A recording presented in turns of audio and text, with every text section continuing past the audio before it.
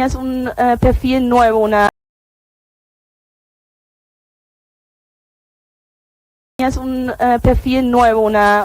una mujer nueva en la agencia y la quiero preguntar un poquito quién es ella, por qué está aquí, qué busca, quién busca. Entonces, Estefanía, ¿cómo estás? ¿Cómo vas? ¿Y cómo te parece hasta ahora el evento?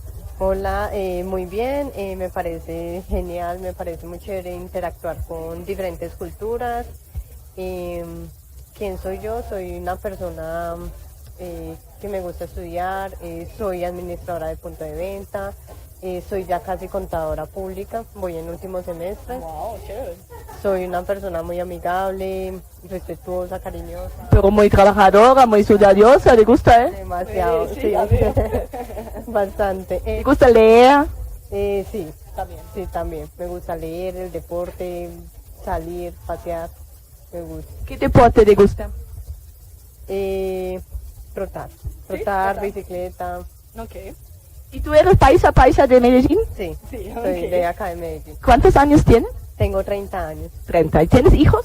Tengo uno de 4 años. 4 años, Sí. okay. ¿Y te gustaría tener más hijos? Sí, me gustaría. ¿Y te Tener gusta la parejita.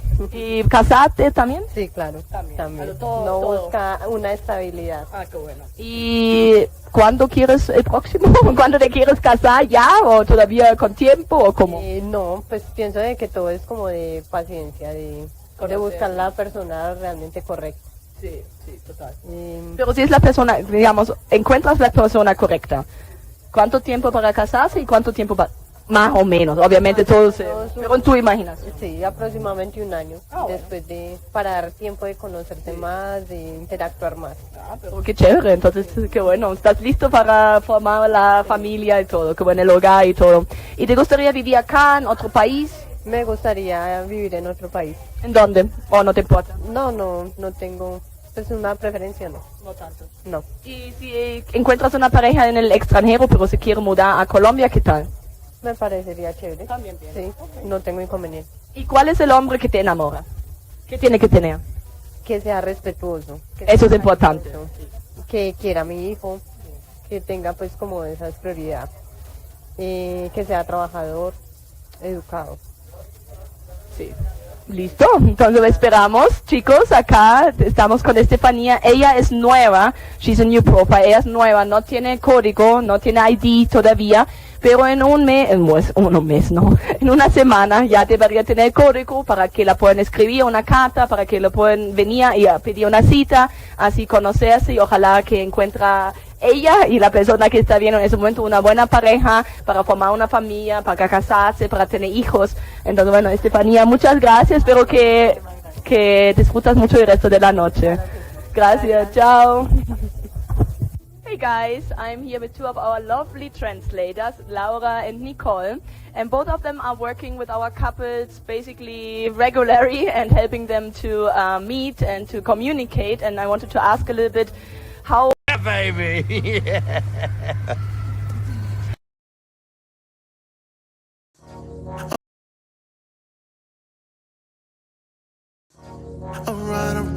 Alright. Just got the call, it's going down tonight. It's a lot of goodbyes here tonight. But then I saw the sky and that I like. Hair from Cali, I live in the valley. Now you look sexy.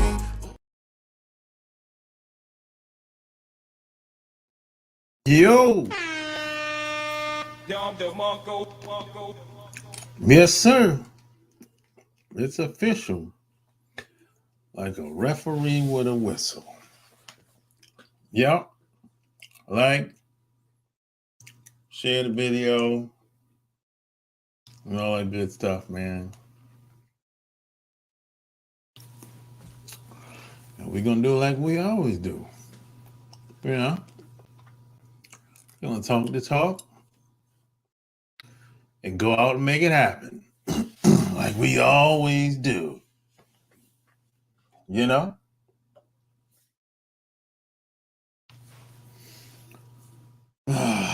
Man, you know, it's been a long day. You know? But hey, as you know, A lot of things are starting to open back up. People are starting to get out more, including myself, because I haven't been anywhere in over 2 years until last month. You know, when the COVID thing was running rapid out here, I didn't go nowhere. I didn't fly nowhere for over 2 years. Unusual for me, but I'm like, I wait it out and see what happened. So,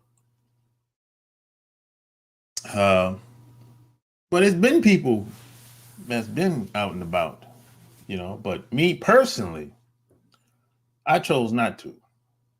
That's just me. So, that's just me. But hey, the world is your oyster. You know what I'm saying? I've been saying for a long time that traveling is really priceless. Traveling is really the best education you can ever experience. Really, your best education is not going to come from some university or some institution. Your best education is going to come from you traveling the world, or just traveling the parts of the country where you might live at, or maybe in the region where you might live at, or wherever you live at in a part of the world.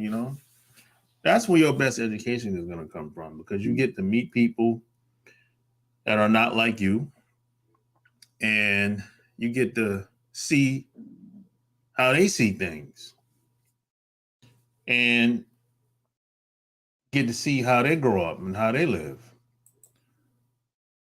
And that, you're not going to ever get that if you stay where you from, where you were raised, in your hometown. I mean, if you stay in your hometown, you're going to be limited in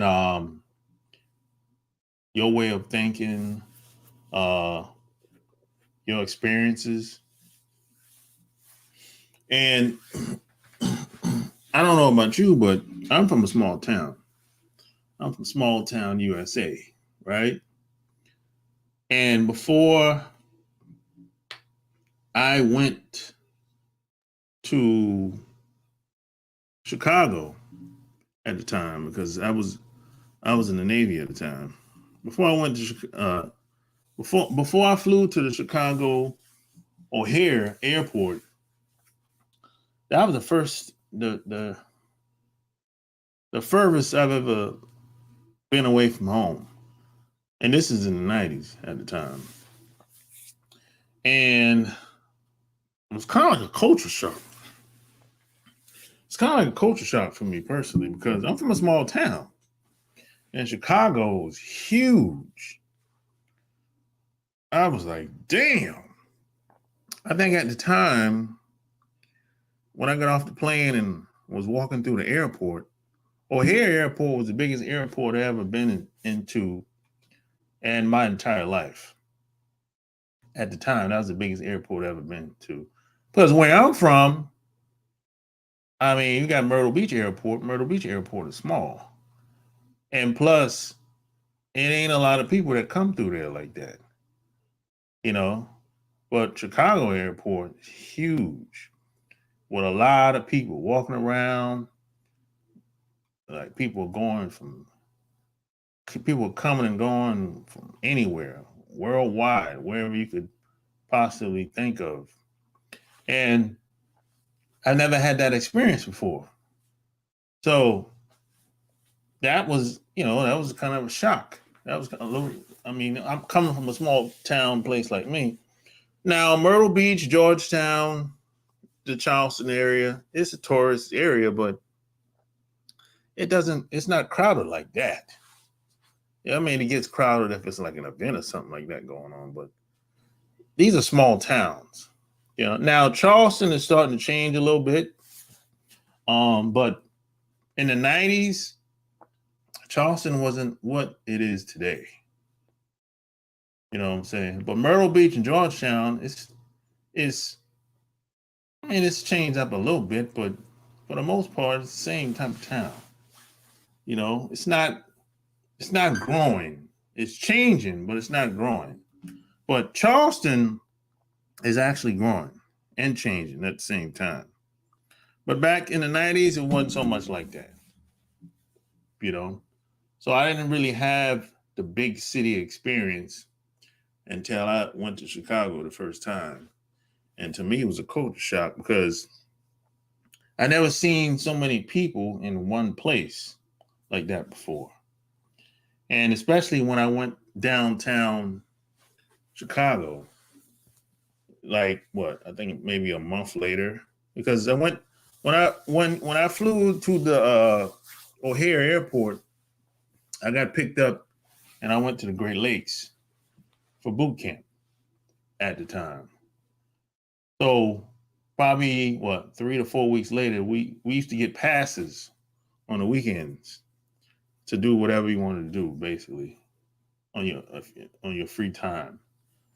So first place we went is downtown Chicago, you know, and that was a culture shock because I didn't same thing. I never seen so many people all in one place like that. It's the same thing, you know, and there's different levels of women too. You know, yeah, we got some bad women where I'm from, but you don't see them like that every day. You know what I'm saying? It's like if you take the baddest woman in Myrtle Beach, Georgetown, and you send them to Chicago, they might not get no play, or they just regular. You know what I'm saying? They might be a 6. She might be a 6 in Chicago, but she might be a 7.5 in Georgetown or Myrtle Beach. You know what I'm saying? And plus, you don't see women like that all the time. Sometimes, and even if you know them and see them, they're probably not available. Guys are getting at them all the time. In a big city like Chicago, there's tons of women that's like that. There's women that's 7 and 8 and 9. You see them all the time. You know what I'm saying? But I never had that experience. And plus, I'm 20 years old at the time. I'm 20 years old. I'm green. I ain't ever been to a big city by myself. Not without my parents. So I'm like, shit, I don't know. I'm out here. I got all this freedom. I don't know what to do with myself. You know? I'm like a kid in the candy store. I'm downtown Chicago kicking it with a couple of my Navy buddies, doing whatever we want to do, basically. It was fun, you know. But it got better after I left Chicago. I mean, when I left Chicago, I went home for 2 weeks. And then I got sent to Japan for what? 3 years. 3 years in Japan. So I'm like, damn. So, you know, at the time, I didn't know anything about Japan at the time. I didn't know anybody that been to Japan. I didn't know anyone that was stationed in Japan. None of that. I was actually looking for people that were like been to Japan at my high school or college. Nobody has ever been to Japan, you know. And this is 1996 that I decided that, hey, I'm going to the Navy. Nobody I knew ever been to Japan before. The closest, I think my brother, he went to Korea, he was the closest person I knew that's been near Japan, right? So I'm like, I don't know what to think. I don't know what to expect, because they don't tell you very much. They just give you your orders on paper, and you got your flight, and off you go. Just be there, be where you're supposed to be on that day and time, and somebody will pick you up at the airport and take you to the base, and that's basically it. And I went to Yokosuka, Japan. Small town, pretty much. The base is like the main hub, the main money maker in that town. And I had some great time, man. I met some cool people. I still know some of these people to this day. I still connect with some of these people still to this day. Some of them on Facebook. Some of them follow me on YouTube.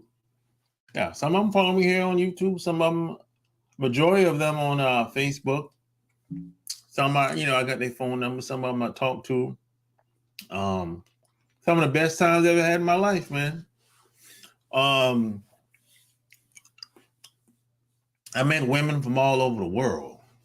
Because see, I thought when I went to Japan that I would it would just be a bunch of Japanese women over there, but I was sadly mistaken, because when you go to Tokyo, Tokyo is kind of like New York City, like Manhattan, to be specific, Times Square.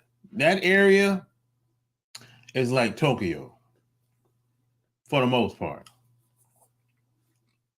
So you go there, it's crowded. I think it's more crowded in Tokyo than Manhattan. It's women from all over the place, all over the world. I mean, wherever type of woman you want, they're there somewhere, And it's a very expensive place. Very expensive place to live. I would say Japan is probably, Tokyo specifically is probably the most expensive place I've ever visited or ever lived. For sure. I mean, it's so goddamn expensive. It's fucking ridiculous.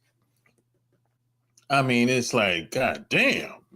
I wasn't even making enough money to live over there while I was in the military.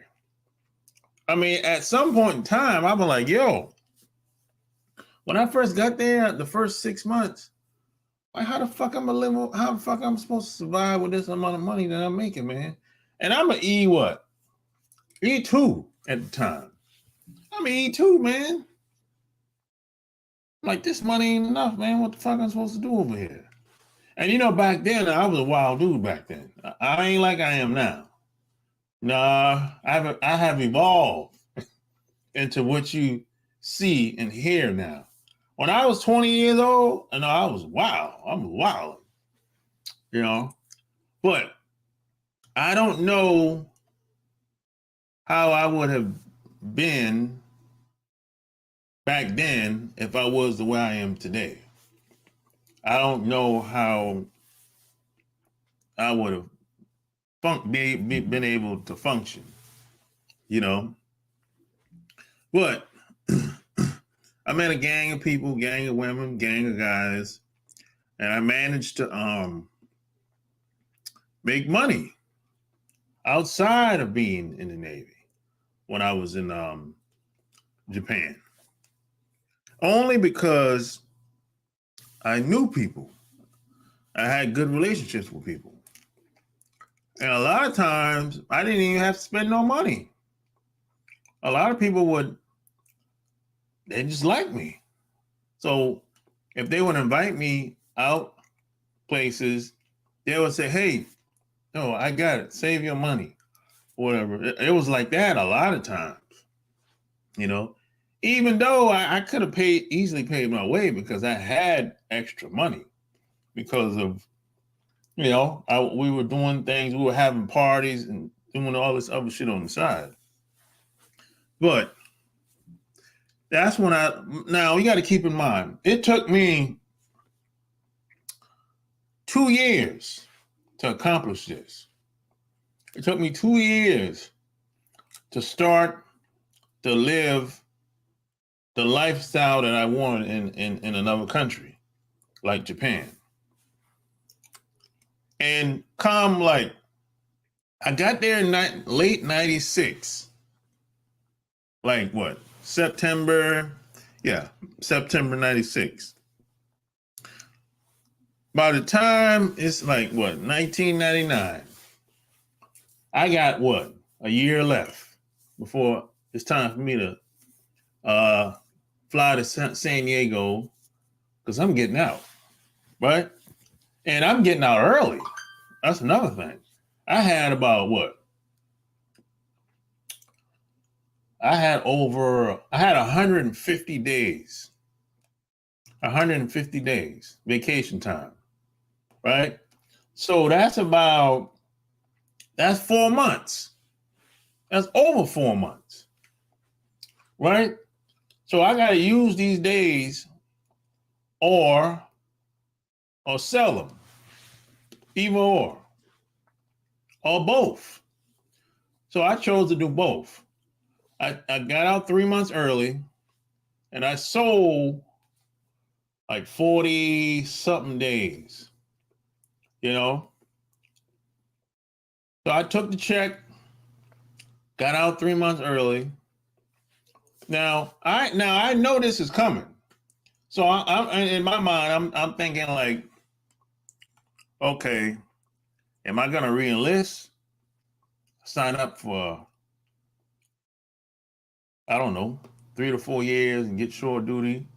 Because at the time I was stationed on the ship. So I'm thinking, hey, if I can get shore duty here, being that I'm living that life over here. I'm representing. I'm representing out here, man. I'm living that life. I got all the connections, you know, whatever I want, I know how to get it. So I keep calling, you know, trying to get the orders that I want. Ain't happening. They're giving me Hawaii, Norfolk, Virginia. I don't want to go to these damn places. I want to stay over here. I don't want to have to start all over again. If I'm going to stay in, I don't want to have to start all over again. I want to stay where I'm at. So I kept calling every 30 days, basically, for 5 months. And shit wasn't popping. They wasn't trying to buzz. They said, hey, we ain't got nothing for you. Keep calling back again in another 30 days. So I ended up getting out. Basically, you know, I was like, fuck it. Shit. You know, so I went to San Diego. I had to be separated in San Diego, to, you know, do all your paperwork before you get out or whatever. So I was in San Diego for about a month. I was in San Diego for like a month. I did all my paperwork and I got out, you know, and I came home for like 6 months. I bought a car. I think the first month I bought a car. I bought a car the first month. And no, I bought a car. Hell no, I bought a car the second week. My second week being home, I bought a brand new car. Tricked out Civic at the time. Custom made, everything custom made. With a damn booming system. I had 12-inch speakers in the back, 2 of them. With an amp, I don't know how many watts I had at the time. I forgot. Yeah. and blacked out windows. So I started traveling, basically. First stop, Jacksonville, Florida. I went down there to see my cousin for like a weekend. Then I went to Charlotte, North Carolina for like the whole week. And then I went to Atlanta for like a week. And then I started just going in circles. I started hitting all those cities back to back over and over. And then I went to Miami. And then I went to Raleigh. And then I started going to all those cities. I did that for 2 years. I was just going in circles, basically. I'll go to this place for a weekend. I go to that place for a week. And keep in mind, I'm on unemployment at the time.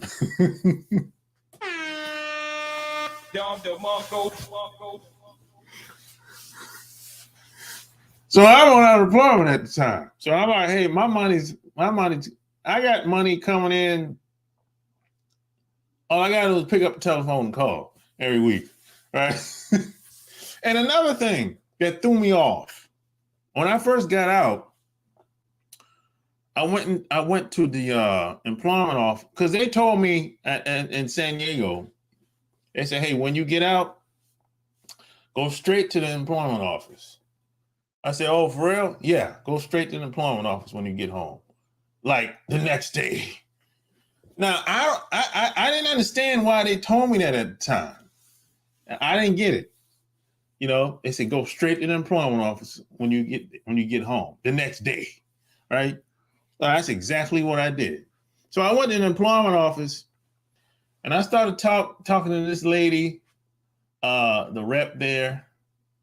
I don't know if she was a VA rep or not. I don't remember, but I think she was just a regular worker, basically. I think, if I'm not mistaken. So I started telling her about all the things I'm supposed to get as a veteran at the time. And she looked at me and was like,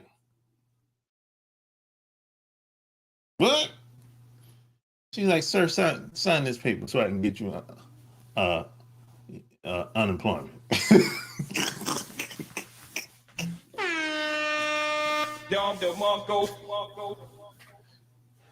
Yeah, that's what she said. Just sign this paper so I can get you some money, basically. So that's what I did. And I left and I started traveling, going all these places, meeting people, making money on the side, just like I did when I was in the Navy. And I still had unemployment coming in now for like a year and a half. I was having a good time because I was trying to figure out where I wanted to live at. I knew I wanted to get into the IT field. I didn't know exactly what though. What hardware, software, I didn't know because I didn't have enough information to know, Yeah, smash the like button, share the video. So at the time, man, it took me about 2 years to figure out where I wanted to live and what school I wanted to go to at the time. I didn't know what school I wanted to go to. That took some time. And, I was just trying to figure this shit out. And I learned that I was told a bunch of lies. I was told a bunch of lies while I was in there, right? And that kind of pissed me off. That kind of I was very upset and frustrated about that.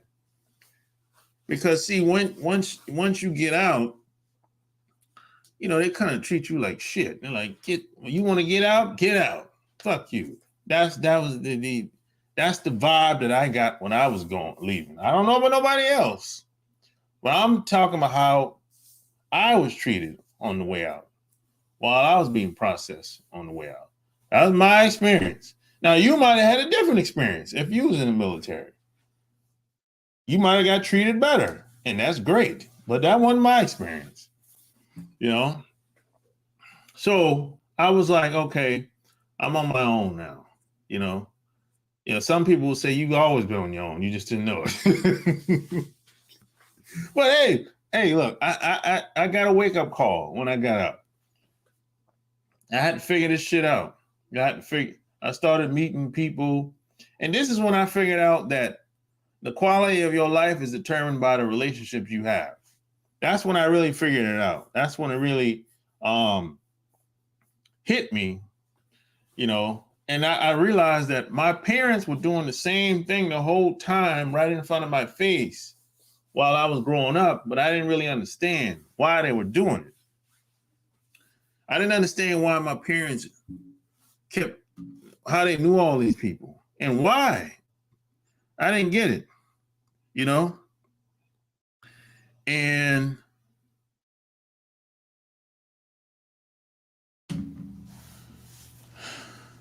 I had to figure out a lot of this shit, you know? And a lot of times I didn't have everything that I needed. I didn't have all the money. I didn't have all the connections. I didn't have all the women. You know, there's a lot of shit I just didn't have, but I kept moving forward. I kept pushing forward. I didn't let what I didn't have stop me, which is what a lot of people do. I would say most people do. You know, somebody told me, hey, you don't have to have everything in the beginning. You just got to get it going. You just got to keep moving forward. And the right people will show up. And it happens like that all the time. You know what I'm saying? You put one foot forward and the next foot forward and you keep it pushing. That's how I was taught. And that's what I practice. And it works like that every time. You know, it's like when you go into a new area of your life or you learning something brand new, you're not going to know everything. But that doesn't mean you shouldn't do it. That doesn't mean you should stop. You know, take baby steps. Get it started. Move forward. Reach out to other people that's been there and done that. Reach out to people that's doing what you want to do. And that's what I've been consistently doing damn near all my life, at least half of my life, you know? Yeah, smash the like button, share the video, man, you know? Smash the like button. So, you know, I say all that to say this. Your best education is not going to come from a university or college. It's going to come from traveling, meeting people, learning from other people, seeing how they live, understanding how they see things. That's been traveling to me has been priceless.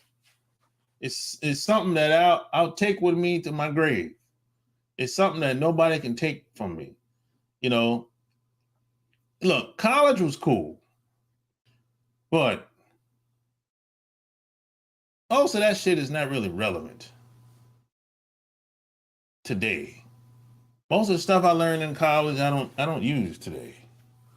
You know, it don't really make me no money.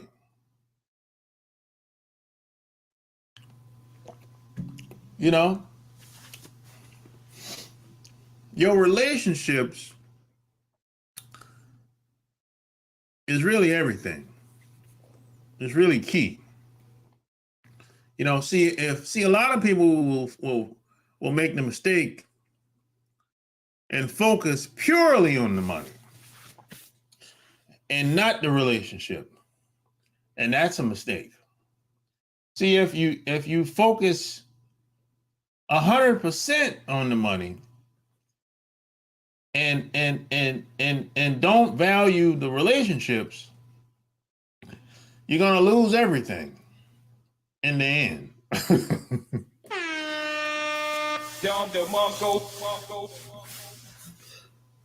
You're gonna lose everything if you don't focus on the relationships. You're gonna lose in the end. You know, and I know some people, a lot of people that are like this. They focus, they chase the damn money every day. It's all about the money for a lot of people. I know I've met people that were like this, and I still meet people that are like this, and they don't give a damn about you as a person. They just try to get as much as they can get out of you, and they'll move on to the next person. But the problem with that way of thinking, you're like a vulture, a cancer. And people pick up on that shit after a while.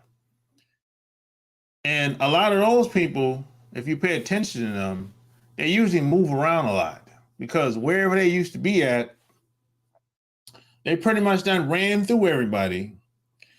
And the word gets out that, hey, don't fuck with that person. And they got to move on and go to another town or another city in most cases because no one wants to fuck with them no more. Because they built a reputation for themselves of basically being a moocher, a user. So that's why you see a lot of people move from city to city, town to town, and it ain't got nothing to do with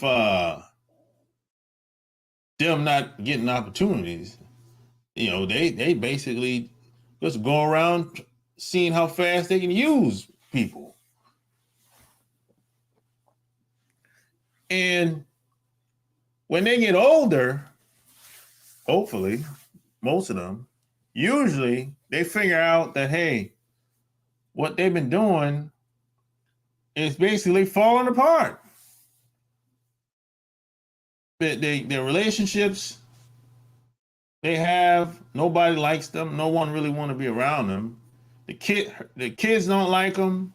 The husband don't want to be around them. Or the wife don't want to be around them. Or maybe they're about to get a divorce. You know, all because they were purely focused on the money and not the relationship. They never valued the relationships they had. The only thing they valued was the money. And that's a mistake. See, if you focus on health, relationships, and money,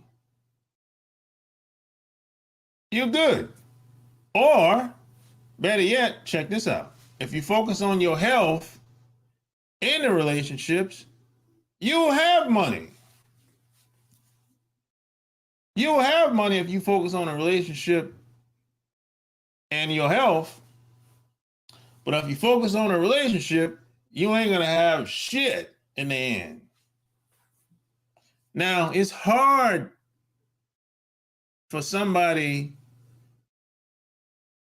to think this way if they grew up hard, if they grew up in a broken family, or if they grew up in the hood. It's hard to get these people to wrap their mind around that concept because they were always on a uphill battle damn near all their life. And I understand that. I understand. I can't relate because I ain't grow up like that, but I can understand why someone from the hood or someone from a broken family would say, man, you crazy. I'm over here struggling, my stomach empty, my ribs are touching. I need some money. I get it. You know what I'm saying? However, you're not going to be able to sustain that over a long period of time. Over 20, 30 years, you're not going to be able to sustain that way of thinking, that way of living. Eventually, it's gonna fall. It's gonna go down like the Titanic.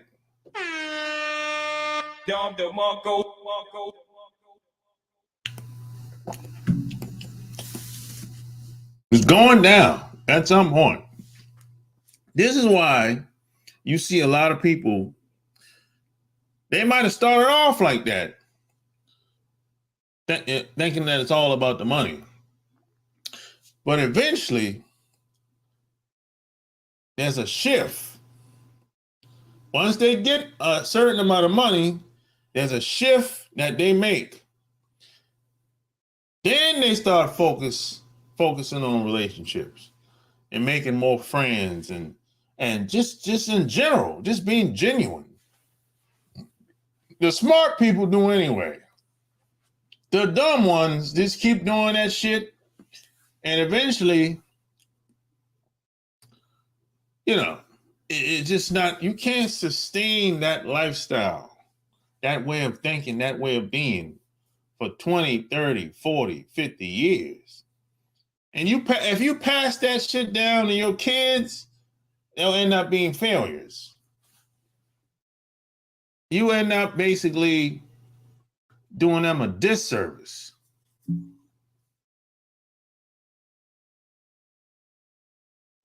And this is just scientifically proven to be true. This is not my opinion. This is just what it is.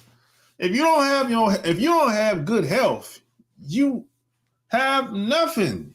It's all, anything you accomplish without you being in good health, it's all for nothing. You just wasted your damn time for the 20, 30 years if you don't have good health. It's like, how the hell you telling me, hey, I got $500,000 in my bank account and I own two apartment complexes, and I'm worth what? $4 million. But your health is deteriorating. Your health is in shambles. It's all for nothing. It don't even matter how much you worth at that point. Your house in shambles. Your kids don't like you. That ain't the way, man. That's not the business. If you got money, investments, you want good relationships. You want good kids. You want to have a good woman. Oh, you can have more than one woman. It don't matter. You want good people around you. You want a good family structure, a good team of people around you. Otherwise, the money don't even matter. If your shit in shambles, that's horrible. And we know people that's like that. At least I do. I know some people that are well off, rich, but their life is in shambles. The kids don't like them. The wife want to kill them. You know, nobody wants to be around them. You know, the brothers and sisters, they don't get along with each other. Oh man, it's like you put in all this time. You went to college or started a business or whatever you did. You put in all this time, and look what you got out of it. You busted your ass, stayed up 2, 3 in the morning, had to go to work at 9 the next day. You sacrificed for all these years, and look what you've been rewarded with. Damn. No.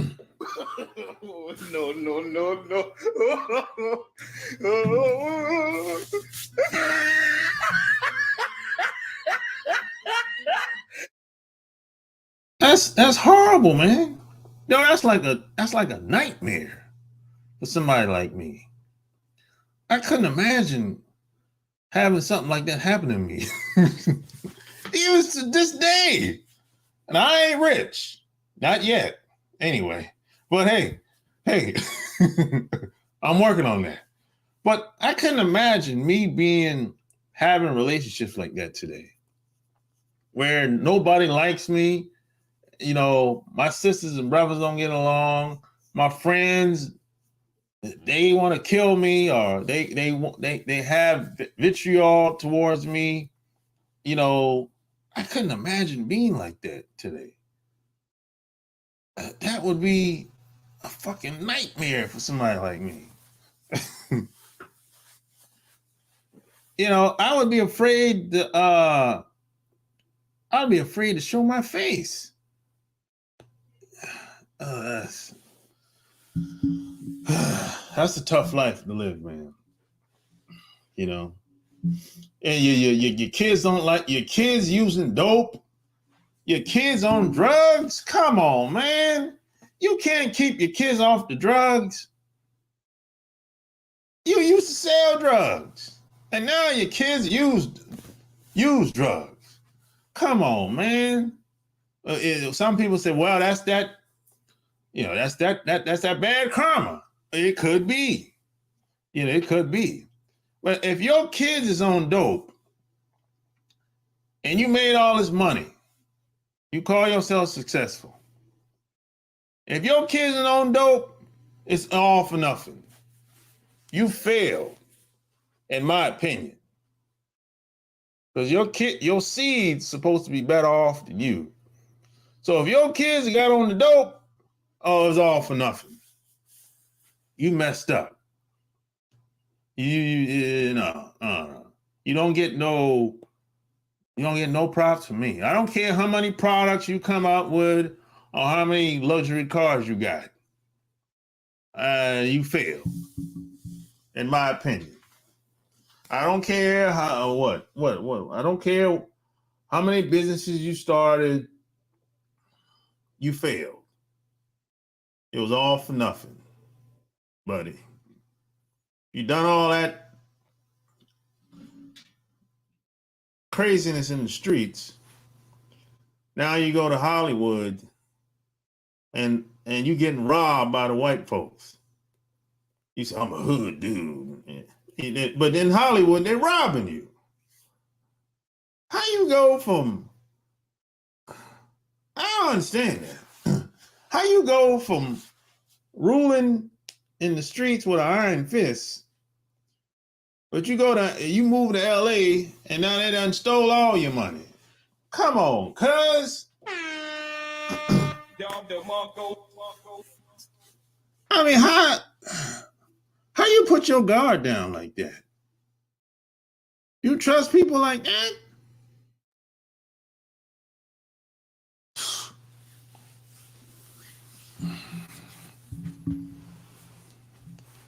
Okay. And now your kids on dope. One of them died. Y'all might know who I'm talking about. I ain't calling no name. One of them died a couple months ago. And you on TV talking about, oh, yeah, your daughter was on. You failed. Even your ex-wife was on dope. You failed. It's all for nothing.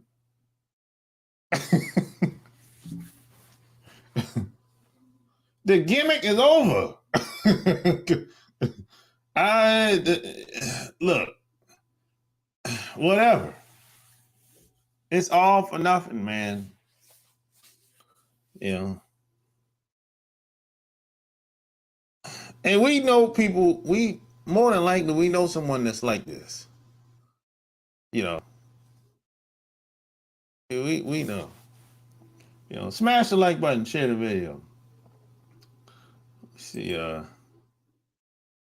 people like who you talk about are like carnival people.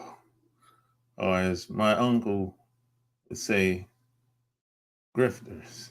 They go to town to get what they want and move on caught. Yeah. I'm just going to have health and money. I hear you. Oh, they don't know. Sound like yeah, man. It's like it's all for nothing, man. You know what I'm saying? Like you sacrifice all these years, you made all this money, and now your kids is on dope. You know, it's like, come on, man. Come on. You know, and you done traveled all over the world, travel everywhere, met all these people, and now it's kind of like everything is just all for nothing. You made all them sacrifices. You damn near died doing this shit.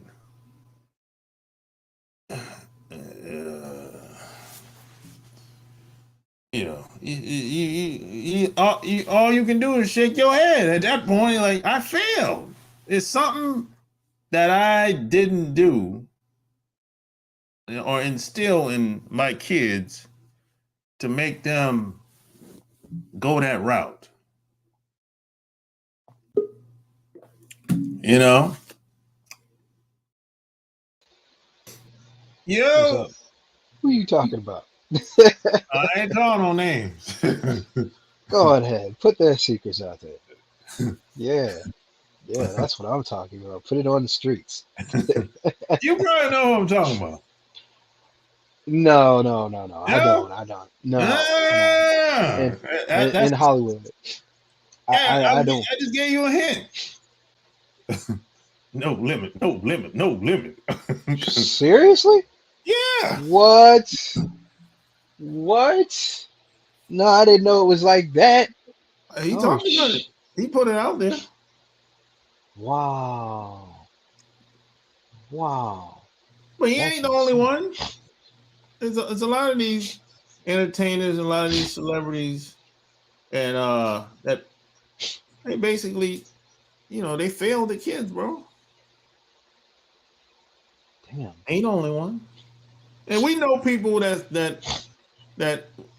they were strict parents and they raised their kids in an environment where they couldn't do much.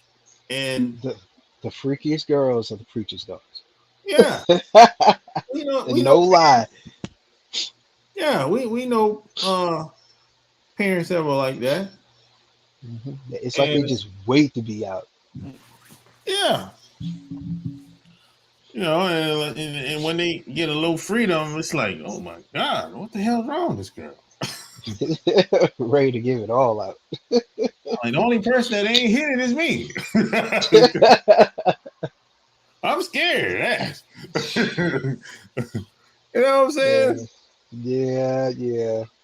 And I know a few of them. Yeah, and then I went in the Navy, came back, she's still doing the same thing. Mm-hmm. And now she got a couple kids now when I come back. Yeah. That, if I was a pastor, the last thing I would want to have is a daughter. I'm sorry. Never ended well. It's never ended well. Daughters are different. Mm-hmm. Daughters are different. But yeah, man, when I went in the Navy, man, that's when I got that travel bug, man, and I ain't been able to stop since. We were out there at the same time. Oh, for real? You were in Japan, I was in Korea. Okay. 96? In 96. Yep. Okay. Wait a minute. I was there in September. I got there September 96. Me too. Okay. But my question for you is, which ship were you on? Were you on the Blue Ridge? No, I was on an Independence. Okay. Oh, you were on a carrier. Yeah. But the Blue Ridge would ride on the side of us, though. Ooh. That ship has a bad reputation. Hey, I heard about that. I heard about that when I got there. I heard about that.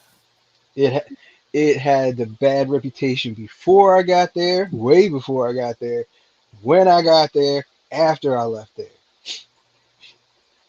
I even mean, the Independents had a bad reputation. yeah, but the Blue Ridge, if people knew what the Blue Ridge did, I mean, just on basic telecommunications and everything else, because that's what I did. They Oh, messed up. They okay. messed up real bad. Oh, they used to make mistakes all the time, man. Whew.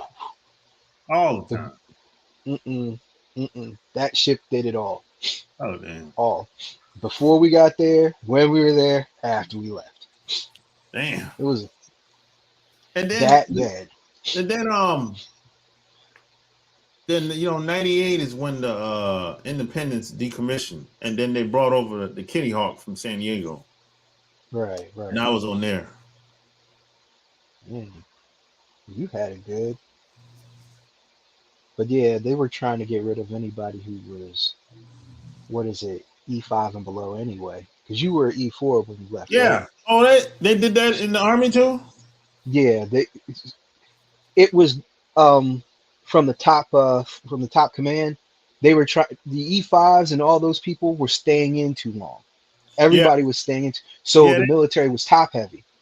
So Okay. I so thought instead, that was a Navy thing. That was mm-mm, everybody. military wide, and instead of those people retiring or getting out, what that didn't work the right way. They thought they were going to get fresh recruits or fresh energy coming in. Instead, they were doing everything in their power to get you out so Yeah. they could keep their They position. were one guy, man, he said he was an E5 for 10 years. I said, God damn. Yep. Yeah. Yeah. And They retired on that. they ended up offering him early retirement, give him a little Hmm. package. And he took it. He said, okay, I'm Hmm. gonna take this. I'm going back to the Philippines. I'm chilling. Yeah. Yeah. Yeah. That's So I'm like, yo, bro, you were E5 for 10 years. How you even pull that off? 14 years. How you pull that off?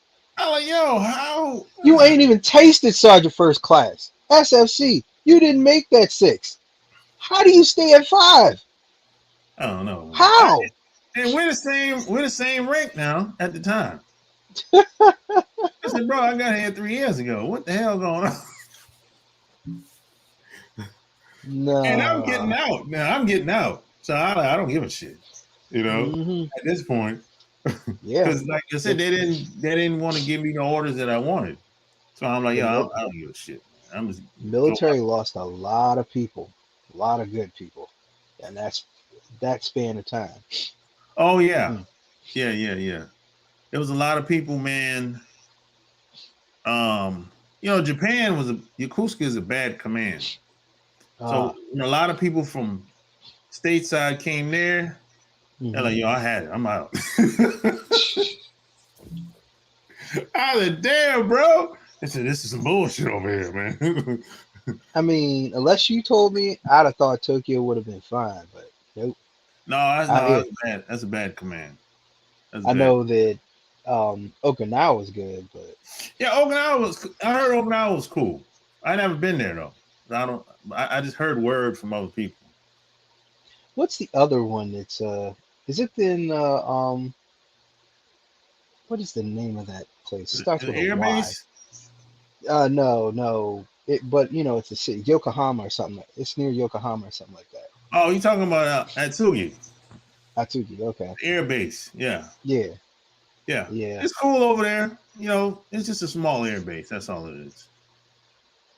I know the Army has something out there, but I forget. Oh, you talking about well, that's a couple hours away. That was like 4 hours away. Damn. I only been there one time. It's a long way, bro. It's a 4-hour train ride. You talking about I forgot the name of that shit. But yeah, it was so far. I didn't go. I went there one time. I said, "The hell with this! I ain't come back here no more." I mean, it was so far, man. I fell asleep on the train. You know what I'm bitter about? I should have lost 10 more pounds and got in the Air Force. Hey, the Air Force was my first pick, man. But the recruiter was bullshitting around. Yeah. Yeah. So at the time, the Navy recruiter was the most honest, even though he Hmm. was a liar too. Now don't get it twisted. He was lying too, but I think once I look back on it, I made the right decision. Right. Right. Because the Air Force guy, he was lying about everything. Damn. I said, because I was like, is you gonna tell the truth about anything?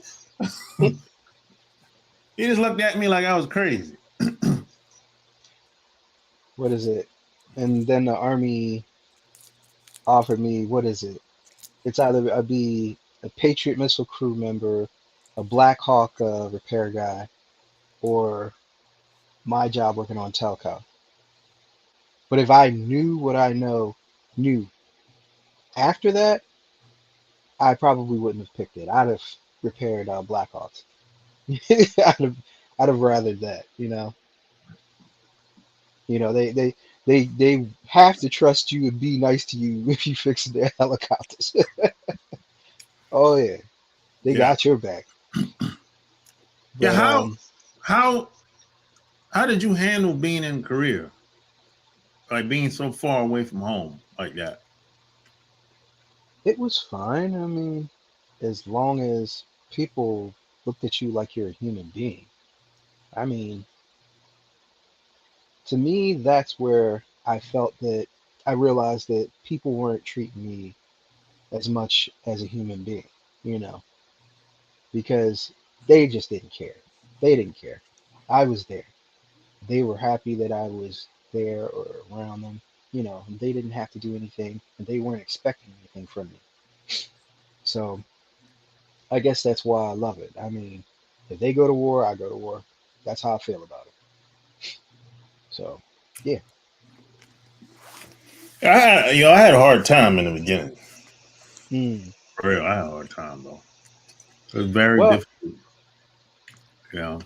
what being around your family or being stateside? No, I never was stateside.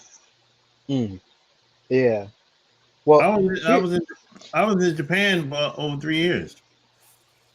here's the problem with being in Korea. I don't know if this happened to you in Japan, but for me, Korea is the black hole. Yeah, what's that mean? You won't know what's going on. I mean, you will know what's going outside of Korea. You'll know some things, but at the time, there's whole movies and music that I missed, whole movements. People will talk about 96 like, oh, this happened and this happened. Oh I don't no, remember that shit. no, it's like that. It's once you leave North America, yeah, it's like that for everybody. It's certain I you mean, just not gonna know unless somebody tell you. You're not gonna see it on TV. the only thing I remember is, the Mike Tyson fight where dude's ear got bit off and then what's his name, Biggie getting shot. That's all I remember. That's all I know. What? That's it. Well, by the time that happened, I was home. By the time that shit Was happened. that 97 that happened? I think so. Or during Mike Tyson, the height of Mike Tyson, I was home. Mm, I was home around that time. I saw the Buster Douglas fight. I saw all that. it's a bust. Yeah, No, no, no, no. This one was with Evander Holyfield, wasn't yeah, I saw all of that. All them fights. it? Mm, mm. Yeah. But it I thought when I think when Biggie got shot, I was home on leave. If I'm not you mistaken. you were home on leave. Did you have to come back? Yeah. Well, I didn't come back until like 2 years. Oh wow. As far as vacation goes, you know what I'm saying? Yeah. I was I was halfway through my my deployment out there How long you stayed out there in for a Korea? year. They won't let you stay for more than a year. Oh, really? I didn't know that. Yeah. I mean, unless you're like an officer or an NCO. You can Oh, request it, but most likely they're not going to give it to you. Oh well, in the Navy, you can stay 3-4 years. They don't give a damn. Right, right. But I mean, if you're married to a Korean, that's different too. Well, that's different. But but then you start looking around in Korea and you realize you don't want to be there. You don't want to be there. It's a hard place to live, bro. Well, no, the issue has to do with what's there and what That's they what don't I'm tell you. saying. When you look at When you're kind of like secluded from the rest of the world when you're over there. You are. Let me tell you how I knew. all right, I used to call my family. I don't know, maybe once a month, right? Mhm. And they used Go to ahead. tell me something that's going on. I have no clue what the fuck they Nope. talking about. Nope. They used to say, "Hey, I heard this happen over there." I'm like, if it Nah, did, nothing. I ain't heard nothing about it. Right, right. But here's the thing about Korea, and the thing that it's not necessarily Korea. No, it's It's not. It's that it's whole side of the world. what that aside, there's things in the military in Korea. Like say for instance, if I was stationed in Japan, I'd be all cool. If I was stationed in the Philippines, Thailand, any place, I'd be cool. But once you realize what South Korea, what your I can't say much, what your position is in Korea, what you're there for, Well, they don't tell you it's that. it's it's bad. It's real bad. It's Yeah, real bad. yeah. But they don't tell you that before you get there. They don't never say that. I'll Yeah. put it this way. In private, people are going to ask people now if they're listening. All right. Do not repeat the person you're talking to, do not repeat anything further than that. Ask them what the MPs do. Ask them um uh what are those people's name? The ones that take care of you know the giving out weapons, giving out ammo, giving out you know like On um base, yeah on your unit. What do they call those people? uh, Supply or whatever. yeah, supply. I forgot what they call them. I know what you're talking about. Ask them anything about that area, and it'll get real funny. You'll get a hilarious response. Yeah. Hmm. I mean, But but that's another side. I wasn't even talking about that side. Uh-oh. I think you might have lost. I think I might have lost you, Mike. no, You no, you didn't lose them. oh. Oh, you got a phone call? No, no, no, Oh. Nah, you talking about another side. You talking about the military side. I wasn't even talking about that. no, no, no, no, No.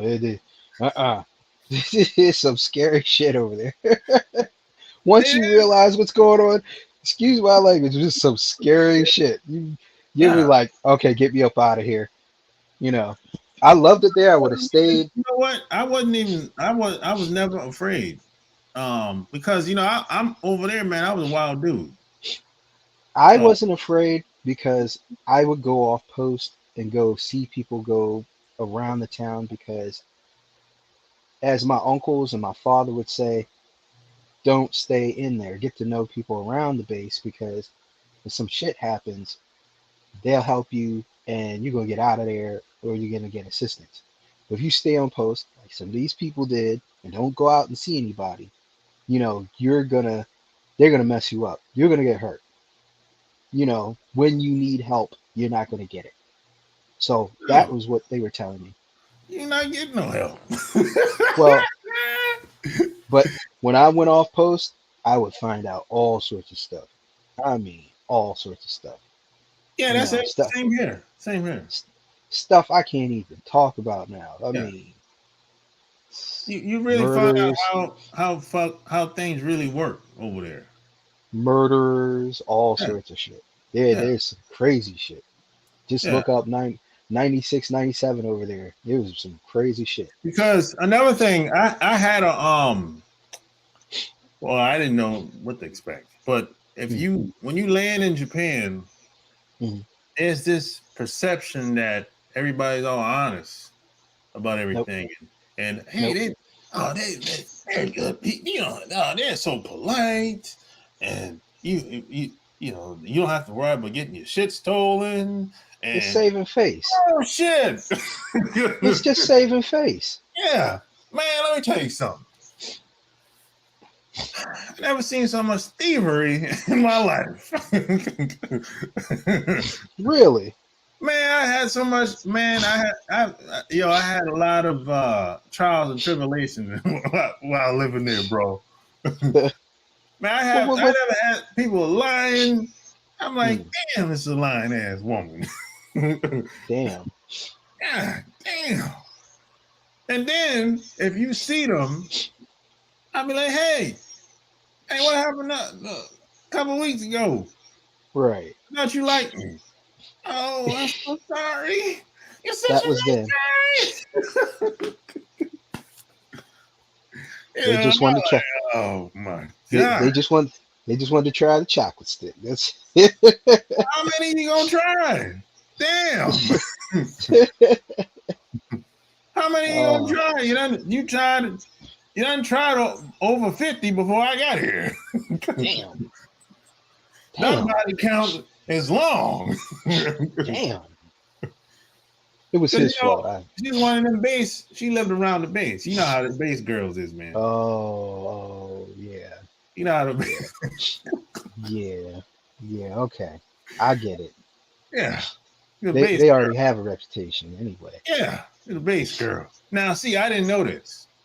I didn't know that those aren't the best women outside of the base that hang around the military guys. That you see them with a different guy every weekend. I'm like, God damn, shit, that get around, boy. Right. So there's a lot of things, man. First of all, I didn't even know why we were even there. Right. What are we doing here? Every time we pull out, we doing circles. And what the fuck? What is this? And then I'm like, I didn't really understand this place. The way people socialize there is kind of like, once you get past the smoke, you find out, oh, this is how it really work over here. Oh, okay, yeah, okay. Right. Yeah. And you got the night, you get into the nightlife, and the prostitution is off the chain, for men and women. Yeah. And then I mean, how you have a wife and you have a husband and you both don't get time enough with each other, but you both out there getting prostitutes. But you each want each other. It's weird. That don't make sense. Make sense to me. In Japan, they got love hotels. Oh yeah, that's not the problem. You got that in Korea too? Yeah. Okay. Yeah, something like that. And then everybody works a lot. Too much. I mean, they go to work morning time, come back dark. I'm like, God damn. Yeah, right. Fuck. Off doing drinking parties and stuff like that. I'm like, and they don't have any choice but to be there. After work, they gotta go to these after bar with the employees, the boss or whatever. And they feel obligated to go. They leave there, get drunk, and he staggering back to the train station. I've been to a couple. In fact, well, never mind. I don't want to talk. You know what? I can. In my in our tech control facility, once a week we be having a barbecue in the back of that shit. And they have a whole bunch of alcohol. Them Koreans. Shit. It'd be the party. It'd be the shit. It's a crazy lifestyle, man, that they live over there. Yes, they do. And some women, beautiful. And women are from everywhere. Right. Worldwide. Women are from Malaysia, Australia, America, China, Korea, Dubai, wait. So Philippines. we going to the Tokyo sometime soon? I try to go every 5 years. Ah, really? I try to go every 5 years. I went the last time I went was 2017. So you about due then? Huh? You're about due then? Yeah. I got a good friend he's still over there. I talked to him 4 months ago. He actually came. He's from North Carolina. He's from Wilmington. Ah, So he came home for like a week. I didn't get a chance to see him. But yeah, I usually keep in touch with him. Every time I go over there, I tell him pick me up from the airport or whatever. We'll hang out for like a day or two. He's staying there at the base, the same base I was stationed to. what's he do? He worked on the base, and what the fuck do he do on it? Ah, I don't really understand. It sounds like he what did he tell me, man? He worked in the shipping department. Oh, I know what it is. Supply. stripping department. Supply. Oh, supply. Yeah. Shipping supply. Yeah, that's what he do. They don't really do no damn work, man. That's just kind of bullshit. They don't do no work, man. They don't do no work, bro. Punch in and punch out. They do some coming in, paperwork. something out. They order the parts. Mhm. When the part get here, you let the contractor know, hey, the parts is here. You can come pick it up now. That's it. That's Right. his job. And he get paid $40 an hour. Whoa. Okay. Tell him sign me up. I'm Hey, ready to go. as long as you got a passport, hey, you can get a job on base. I can get a passport. I can get 10 passports. Yeah. That's a big problem they have over there. What's First, that? a lot of people don't want to come over there to work, Mm-hmm. and a lot of people don't have passports. Uh-oh. Nah, I'm good. Okay. Yeah, a lot of people don't have passports over there. Like U.S. passports. Really? Now, a lot of people don't have it. I heard that's like a big thing over there. Wait. Okay. So you have to be a U.S. citizen with a passport. Yeah. That's it.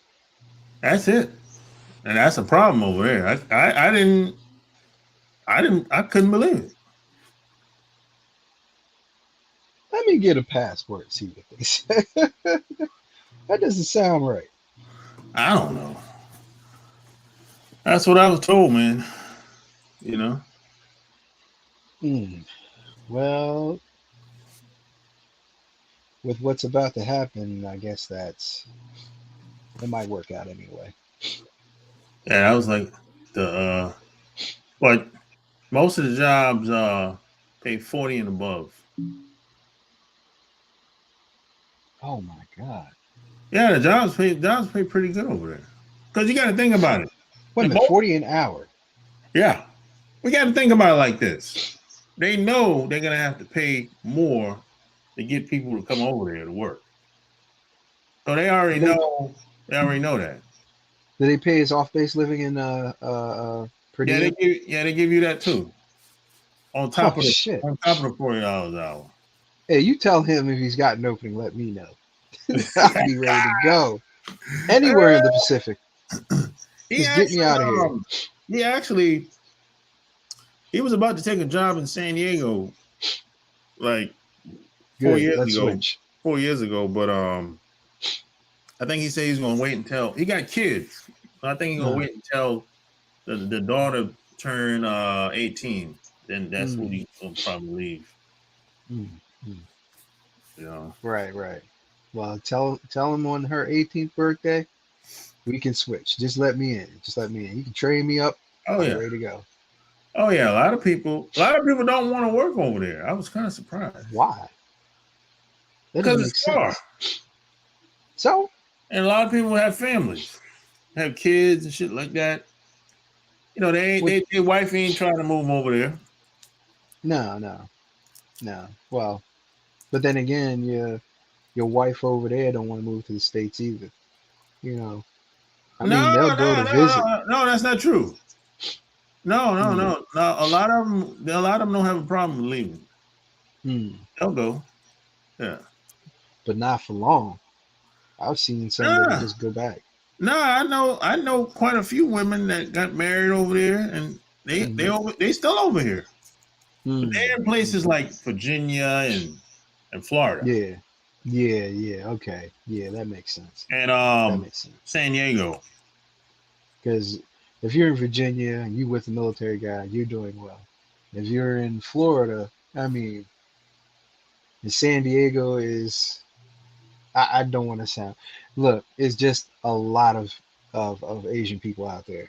It's a lot. Yeah, yeah. So you don't want to leave. I That's wouldn't. the melting pot. I wouldn't move the. Nah, you know, I like San Diego, Right. No. I'm but not saying anything bad about it. Shoot. I wouldn't move to that motherfucker because of What? California. Oh God. Yeah. They don't have enough water. What is it? The taxes and killing you. Oh, yeah. Like, Hmm. God damn. But he wants to move to San Diego.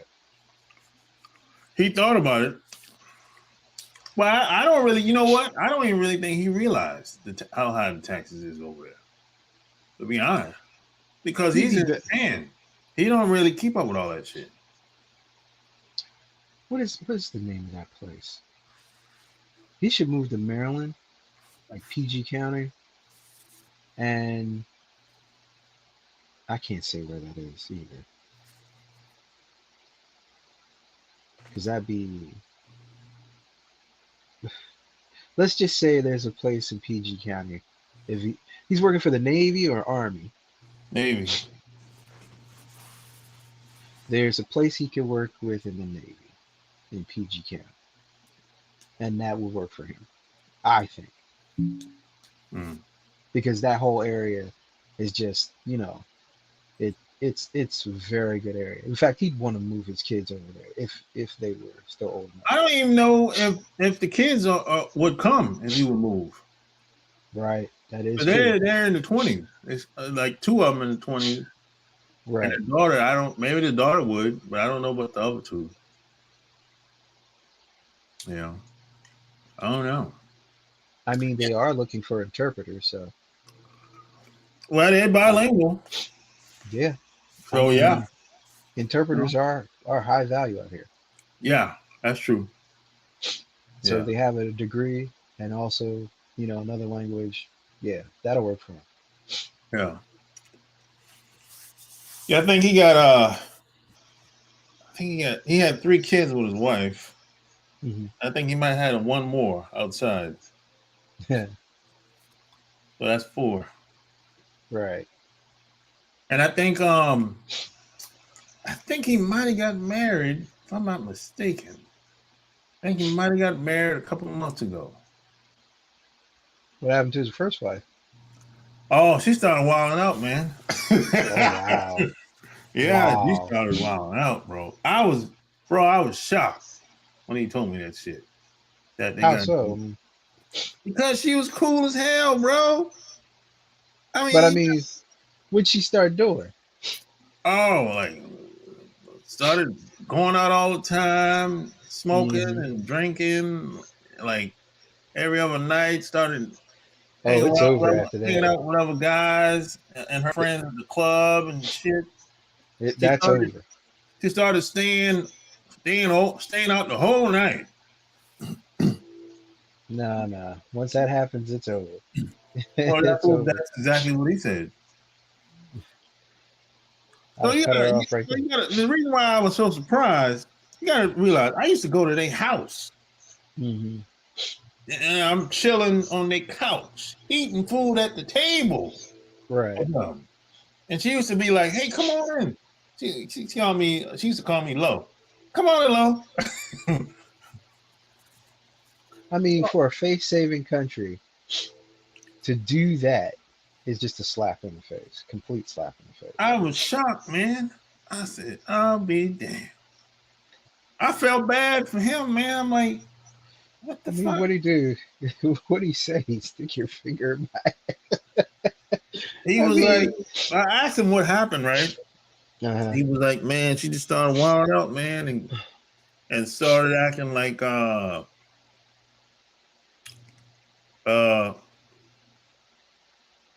started getting like really aggressive with him, like physically. So I like, oh man, sorry to hear that, bro. So he just said, hey man, he told her the shit over. He said, look, I'm taking the kids and you can stay here. oh wow. And that was it. So check, you know how I know it was bad? The kids didn't want to be around her. Oh wow. The kids didn't want to be around her, bro. That's when I knew shit got real bad. Her parents are still alive too, right? Yeah. And so I'm gonna guess that they thought she was messed up too. But she ended up going back home. Wow. She couldn't afford to live by herself. Wow. And she had a good paying job. She lost it. Over that? Doing whatever she was doing. Wow. Yeah. Damn, $40 an hour. I was shocked, bro. I'm sorry, I'm stuck on that. $40 an hour. Sometimes, man, I still can't believe it. Yeah, I'm still stuck on $40 an hour. I'm still stuck on $40 an hour. Yeah, bro, it's plenty of jobs that pay like that over there, bro. Shoot, because I was making what, 35 over here, 30 something over here. Bro, it's jobs that pay over 50, man. Send me that information. I'm gone. Yeah, I'll send you. There's a website. Don't tell me USA Jobs. No, not USA Jobs. No, there's another website. I used to be on. I haven't been on there in a long time. I'll try to find it. There's a website that they have that you can apply for jobs on there. But I never really took the shit serious. I looked at it, but I'm like, I'm not going over there. I will take the first plane out. I mean, next day. And, I know some people that would do it, but I know a lot of people that wouldn't, because they got, they got their wife. I ain't trying to go over there. That's too far. What are you doing here? Nothing. Your parents live? No. Your family hates you. You got that same shitty job you had for 5 years. What you got to lose? And I'm going to get paid more than what both our salaries combined. You get your shit together. And check this out. They pay for the move. Yeah, exactly. Yeah. I think my man told me, he said when I think he applied on that site that I'm telling you about. He said they called him and said, "Hey, you still looking for a job?" He said, "Yeah." You got a U.S. passport? Yeah. Okay. Start Monday. Be down here. I'll meet you at the gate. Yep. 9 o'clock. I'll meet you at the gate. So all they require from you is to get a passport. Oh, yeah, passport is very important over there. I mean, I could go up the street, get what's his name together, and get another passport now. I mean, not right now, but yeah, the passport board, a U.S. passport, that's very important. Once you start going to these other countries, passport, that's heavy. The U.S. passport, shit, that's power. You take out that U.S. passport, they'll be like, "Oh shit, okay." If you pull out your license first, they'll be like, "Yeah, they'll look at it funny style. Mm-hmm. If you pull out your passport, they'll be like, "Oh, okay, this is better." Right. Yeah, Let me stop putting my gun in your face. yeah, exactly. You know, Yeah, that's how he got his job, man. He said it wasn't the common way of getting jobs like we do over here in North America. You go for the interview, you sit there and ask bullshit questions. No, yeah. Mm. no, you know, You because want what it happened here? over there, they don't have enough people to apply for those jobs. Really? No, most of those people that get those jobs usually like a referral. I've applied at USA jobs and nobody said shit. That shit's a waste of time. USA job. Really? It's a waste of time, man. I mean, they had a job at the same base that I worked at in Korea and did no callback, nothing. Yeah. I think I might have got one call from USA jobs. Like ever in like 20 years. I did too. And you guess what? Guess what? He said I missed the job by one. And guess what happened 2 weeks later? What? They shot up the naval yard. Oh, The guy that's shot up the good. naval yard. Hey, that was- The guy they hired shot up the naval yard. oh, damn. Oh, I well. was like, I don't mean to laugh about the situation, but I'm like, That's who you y'all hired are? this dude over me? You Damn. you hired him over me? I was like, damn, I wasn't gonna do that. I just wanted a straight way of getting to work, through the train system and get to work without, going some crazy place. I wanted to be able to get a straight shot there. Done shot Even up if I every was living goddamn thing. even if I was living in Baltimore, I could go straight to it, through the mass transit. Nope, not at all. I Huh. was even going to make less money. Huh. Oh well. And he done got in his feelings and shot up every goddamn thing. Went postal. What the? Why? And I'm still trying to figure out Oh, why. you don't know why? I'm telling you why right now. Because life ain't what it's supposed to be in his mind. And so now he wants to take it out on everybody. It's a That's why. brand new job with That's why. benefits, full benefits. You're guaranteed raises. You're most likely going to be traveling. That's when you see these mass shootings, that's what a lot of times that's what that's really about. Because if you see me and I'm rolling, I'm doing something, maybe I got a couple girls that you be like, wait a minute, this motherfucker, the hell he's supposed to be? I'm over here, I'm making 15, 20 an hour. I He know just he's doing better started. than me. I know he's doing better than me. I'm over here baking in this hot ass sun over here, walking around or standing, whatever. Hmm. And look at this motherfucker. That's where a lot of that comes. That's where that frustration and buildup comes from. Right. And then plus, not only that, he got a white bitch with him, and she Oh ain't God. looking at me. So Man, that's the mentality I'm talking about. I'd be like, I'm gonna figure it out. I'm gonna get it. Eventually, I'm gonna get it. But That's my mentality. everybody don't think like that. Shoot, you can't even get out of a government job. They'd be like, you need to come back here before we find something put on you. Yeah. Uh, A lot of people have a different mentality out here, man. They have an entitlement mentality. Like, hey, I've been taught from a young age and I'm better than you. I'm supposed to right, be living better than you. right. Whatever I'm doing is supposed to be better than you, period. End of story.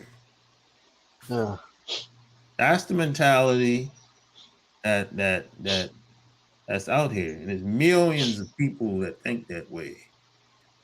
That's where Well, that frustration, and jealousy, and envy come from. And I've experienced it being in the Navy.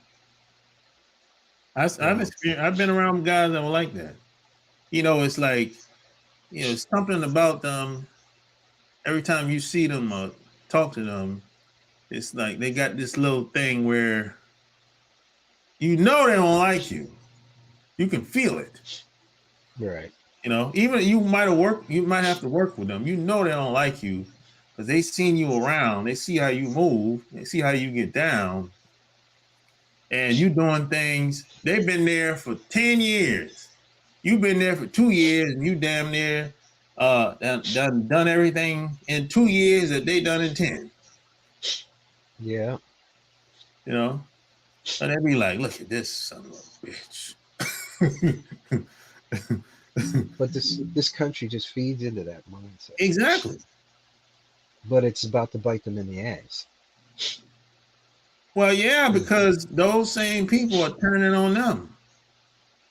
The same people that they basically brainwashed to believe, have that mindset, it's turning on them now. That's why they showed up at the White House like they did. I mean, you saw this whole thing with down there Mar-a-Lago, right? Tell me. All right, we talked about this the last time. They had the top secret SCI files, something on nuclear weapons, and I said, since January 2021 February 2021 that he had that paperwork, right? Yeah. So, or it was 2020. Anyway, it doesn't matter. Anyway, 2021 he had that paperwork. It was in there. They kept requesting it. So they waited for 2 years, 1 year to get this paperwork back. Yeah. And I'm guessing since they've been stupid this whole time, that somebody's been coming in and out taking paperwork and taking different things. And if I'm the FBI, CIA, whoever is behind that, will be spying on you, watching who comes in the building, who goes out. And I have that information down. So whoever has been doing this shit, you about to get caught, right? Or has been caught. Now they've gotten the boxes, right? Yeah. And now here's my thing. They said they delayed it, but you did hear today that they just launched a missile, 4,000 miles, right? It's supposed to be a what is it, Minuteman 3? It's went 4,000 miles. They were just testing it out again. Now, whenever anybody fires a missile from any of these countries, everybody else raises a bitch. They just get upset. This is the scary part. China and Russia didn't say one damn word. Not one. There's nothing in RTAS. There's nothing in China Daily News. Nothing. Nothing. Now, what does that say about the paperwork that's in there? Somebody saw it. Somebody gave it out to somebody. Look, some people can do what the hell they want to do when they want to do it. But they didn't flinch. I mean, they didn't put in one word, didn't say anything, not one damn thing. So you ruined your whole country off of fake shit that nobody's after, that nobody wants. And And you got to keep in mind, all of these people are dirty. they're about to lose. But here's the thing. You're about to lose the one thing that you had that helped you. And nobody was trying to take it from you. You were giving it away. You're giving it away. Yeah, It's the dumbest, craziest thing. Because all these people are dirty in these agencies. All of them are dirty.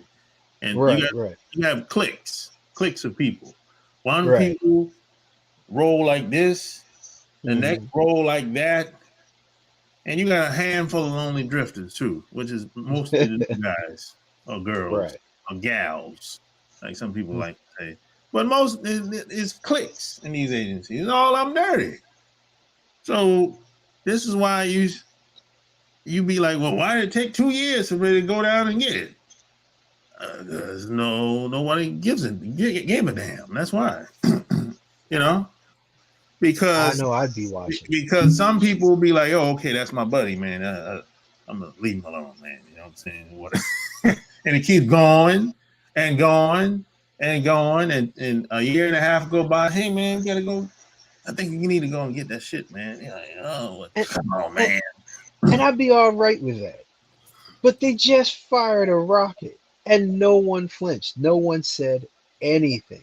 These countries didn't say one word. You didn't even hear anything from North Korea. No one. No one we'd have a problem with. Not Iran, nobody. I checked for it. Nothing. Absolutely nothing.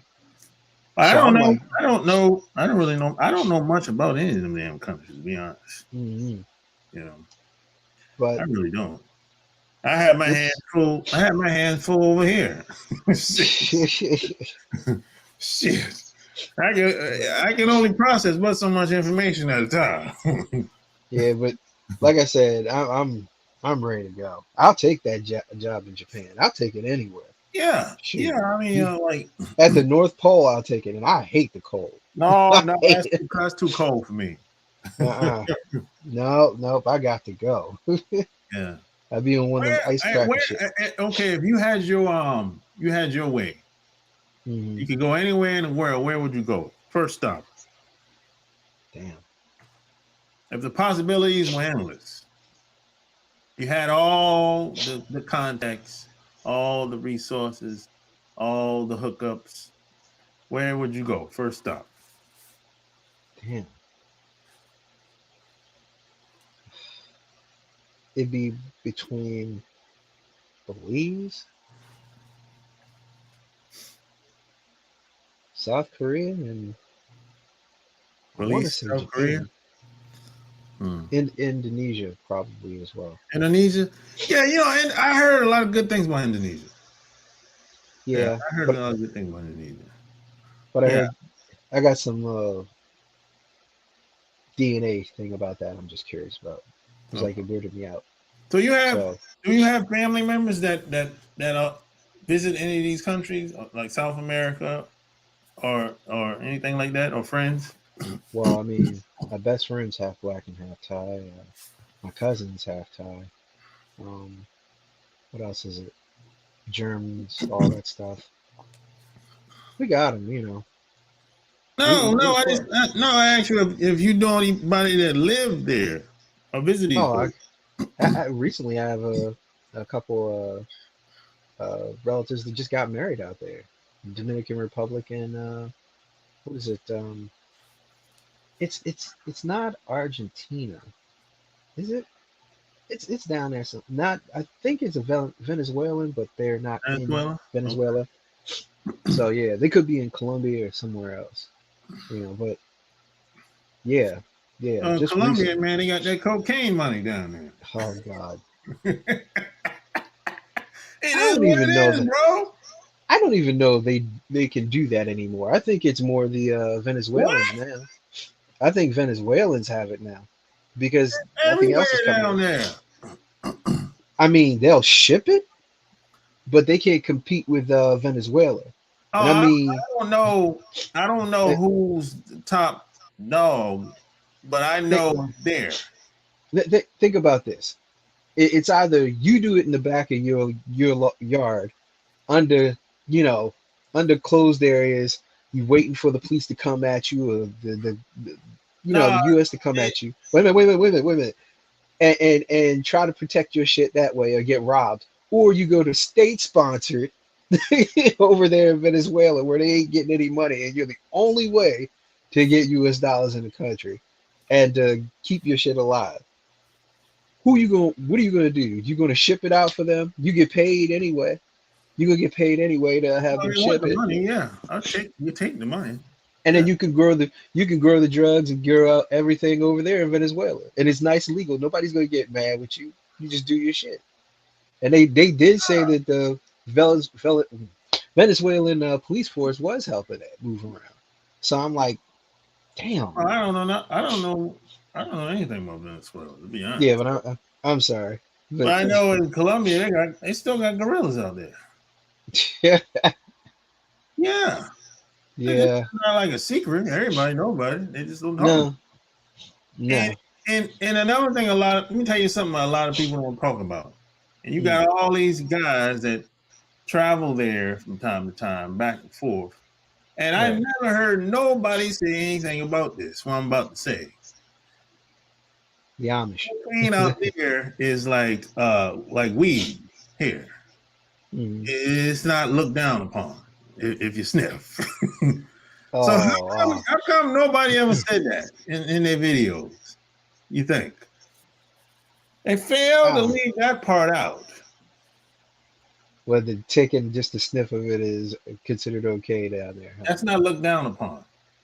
Oh, No, not at all. uh, And see, I mean, I get I don't want women around me that like to sniff sometimes. right, right, right. So see, if you go down there, you have to be aware of this. Right. That, hey, you know, and I'll ask them. I don't give a damn. I asked them over here in America. I have. Right. Hey, Right. where you from? Oh, I'm from Mexico or Guatemala or Colombia or Peru or Chile. And I'm like, oh, okay. So how long you been here in America? Like 5, 10 years, whatever. And I said, what do you like to do for fun? You know, on the weekends, your free time or whatever. Oh, I like to go to this club or go to this bar and grill, whatever, you know. And you know, I can tell the symptoms of a coke sniffer.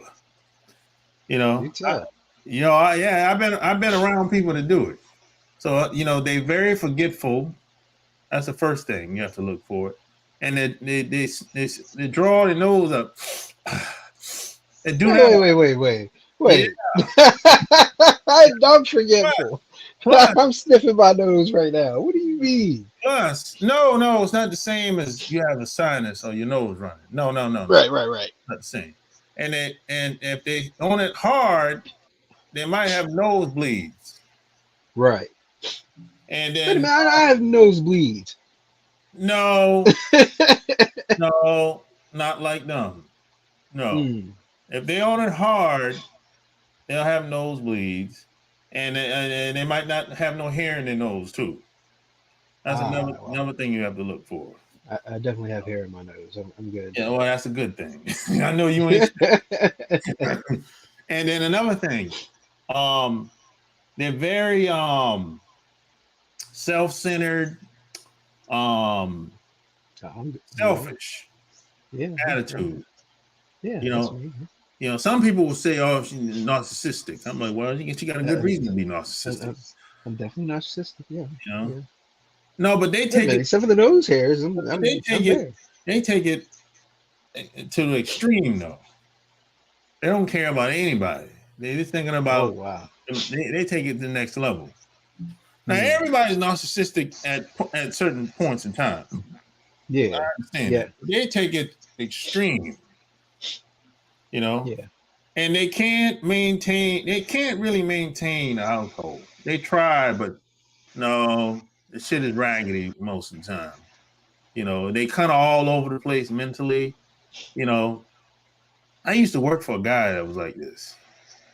I saw him sniffing in the office one day. And he didn't know that I saw him. But, you know. Well, that had to have been hard to deal with. Actually, no. Because once I had an idea he was doing it in the morning time. Right. Because I heard him sniffing. Right. Like, it's loud. Because Right. my office was like 2 doors down from his. It's a small office. It ain't big. You know what I'm saying? And I used to hear him sniffing in the morning time. I'm like, what the fuck? So one morning, something told me I'm a tiptoe over there, see if he's doing what I think he's doing. And boy, was I in for a surprise. So wait a minute. I've been meaning to ask somebody, what is the benefit from doing that? I have no idea. You got to ask them. I'm still trying to figure it out. I don't what is the know. benefit? You getting high? Fine. Okay. Yeah. I mean, somebody drinking before work, yeah, that's messed up. But you never know. It might be because you're in pain or something like that, or it's your mental issues or whatnot. But some of these people are managers, business owners, Yeah. CEOs. I'm trying to figure out, what are you doing for? Is it keeping your mind straight? Well, I some mean, people will say it's what they say, man. The same the same thing they say about alcohol. It's a coping mechanism. You know, I'm not. I don't know. Hey, check this out. This is what my answer. Culturally, Colombians don't want to be known as sniffing cocaine. Remember, it isn't ladylike. I don't know about that. They're also over the top thrill seekers. kind I of like don't know. drinking back in the day. I don't know if it's not ladylike or not. I don't know about that. I'm gonna have to push back on that one because I never heard any guy say otherwise. So I don't know. I know some guys that have turned women out. They got them hooked on the drugs. But I don't know if they really look down upon them. It didn't sound like he was having a good time based on the conversation we had.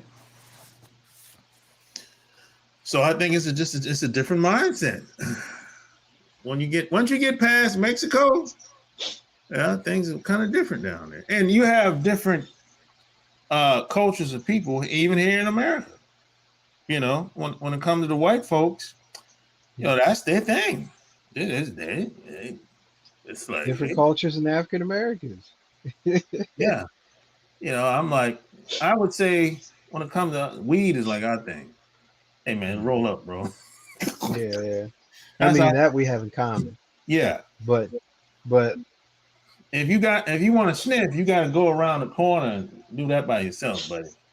yeah, We ain't gonna do that in front of everybody. right.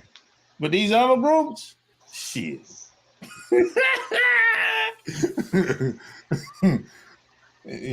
I'm me personally, I've always been scared of that shit.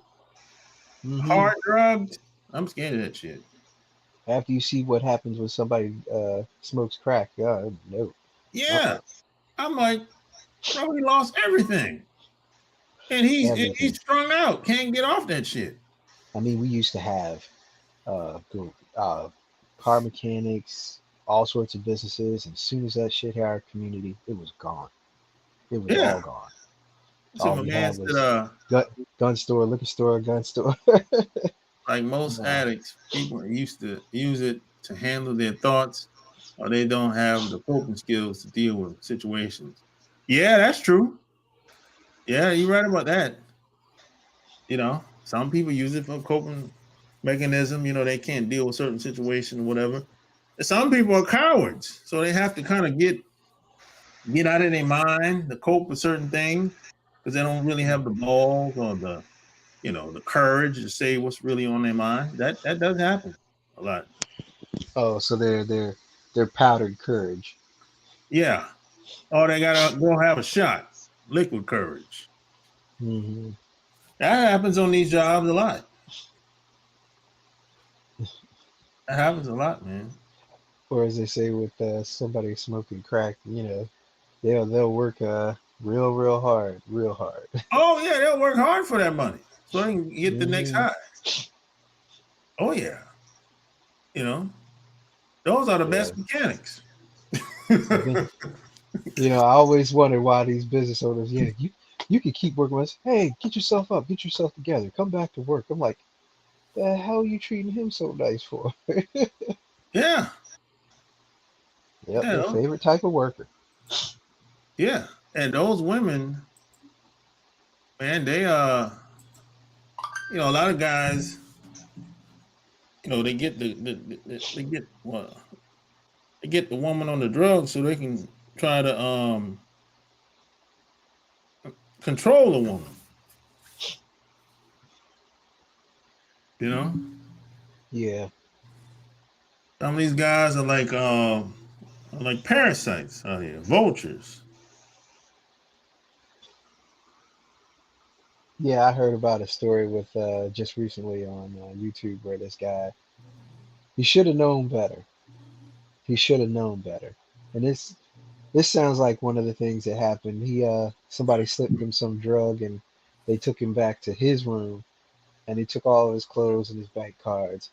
And the only way that he didn't get messed up is because the security person knows who he was and came back in there, called the police, and they went in and grabbed him. You know what I'm saying?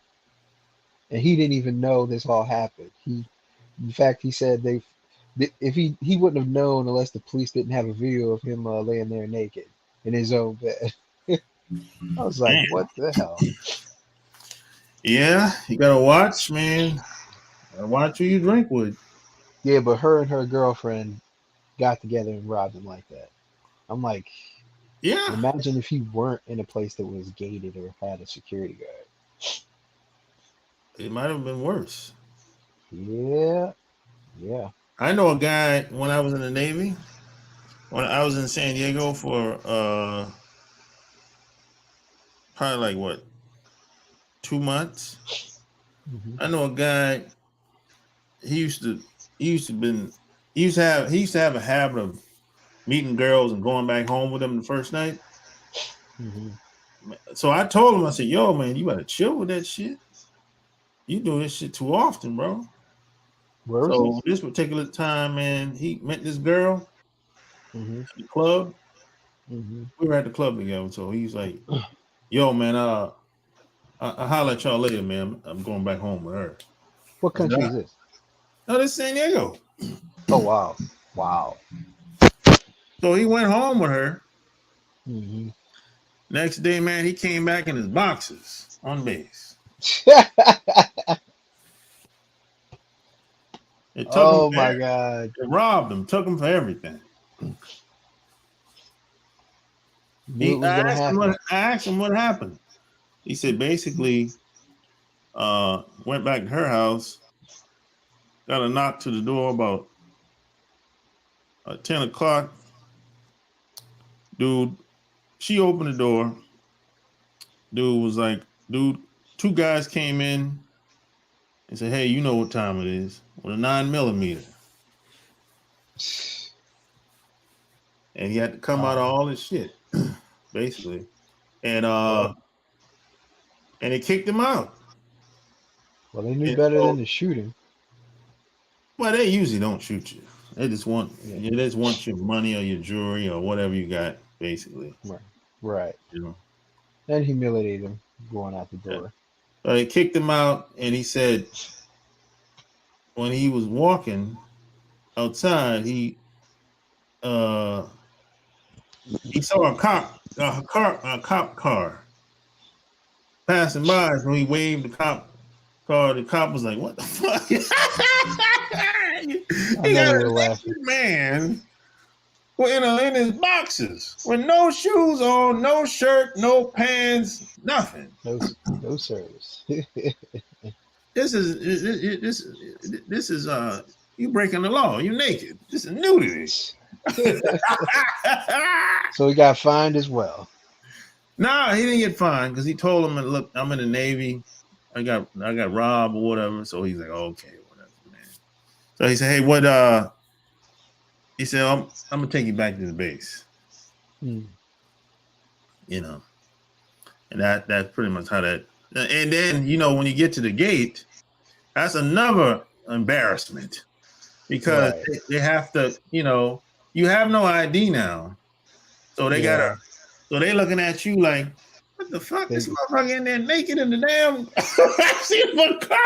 God.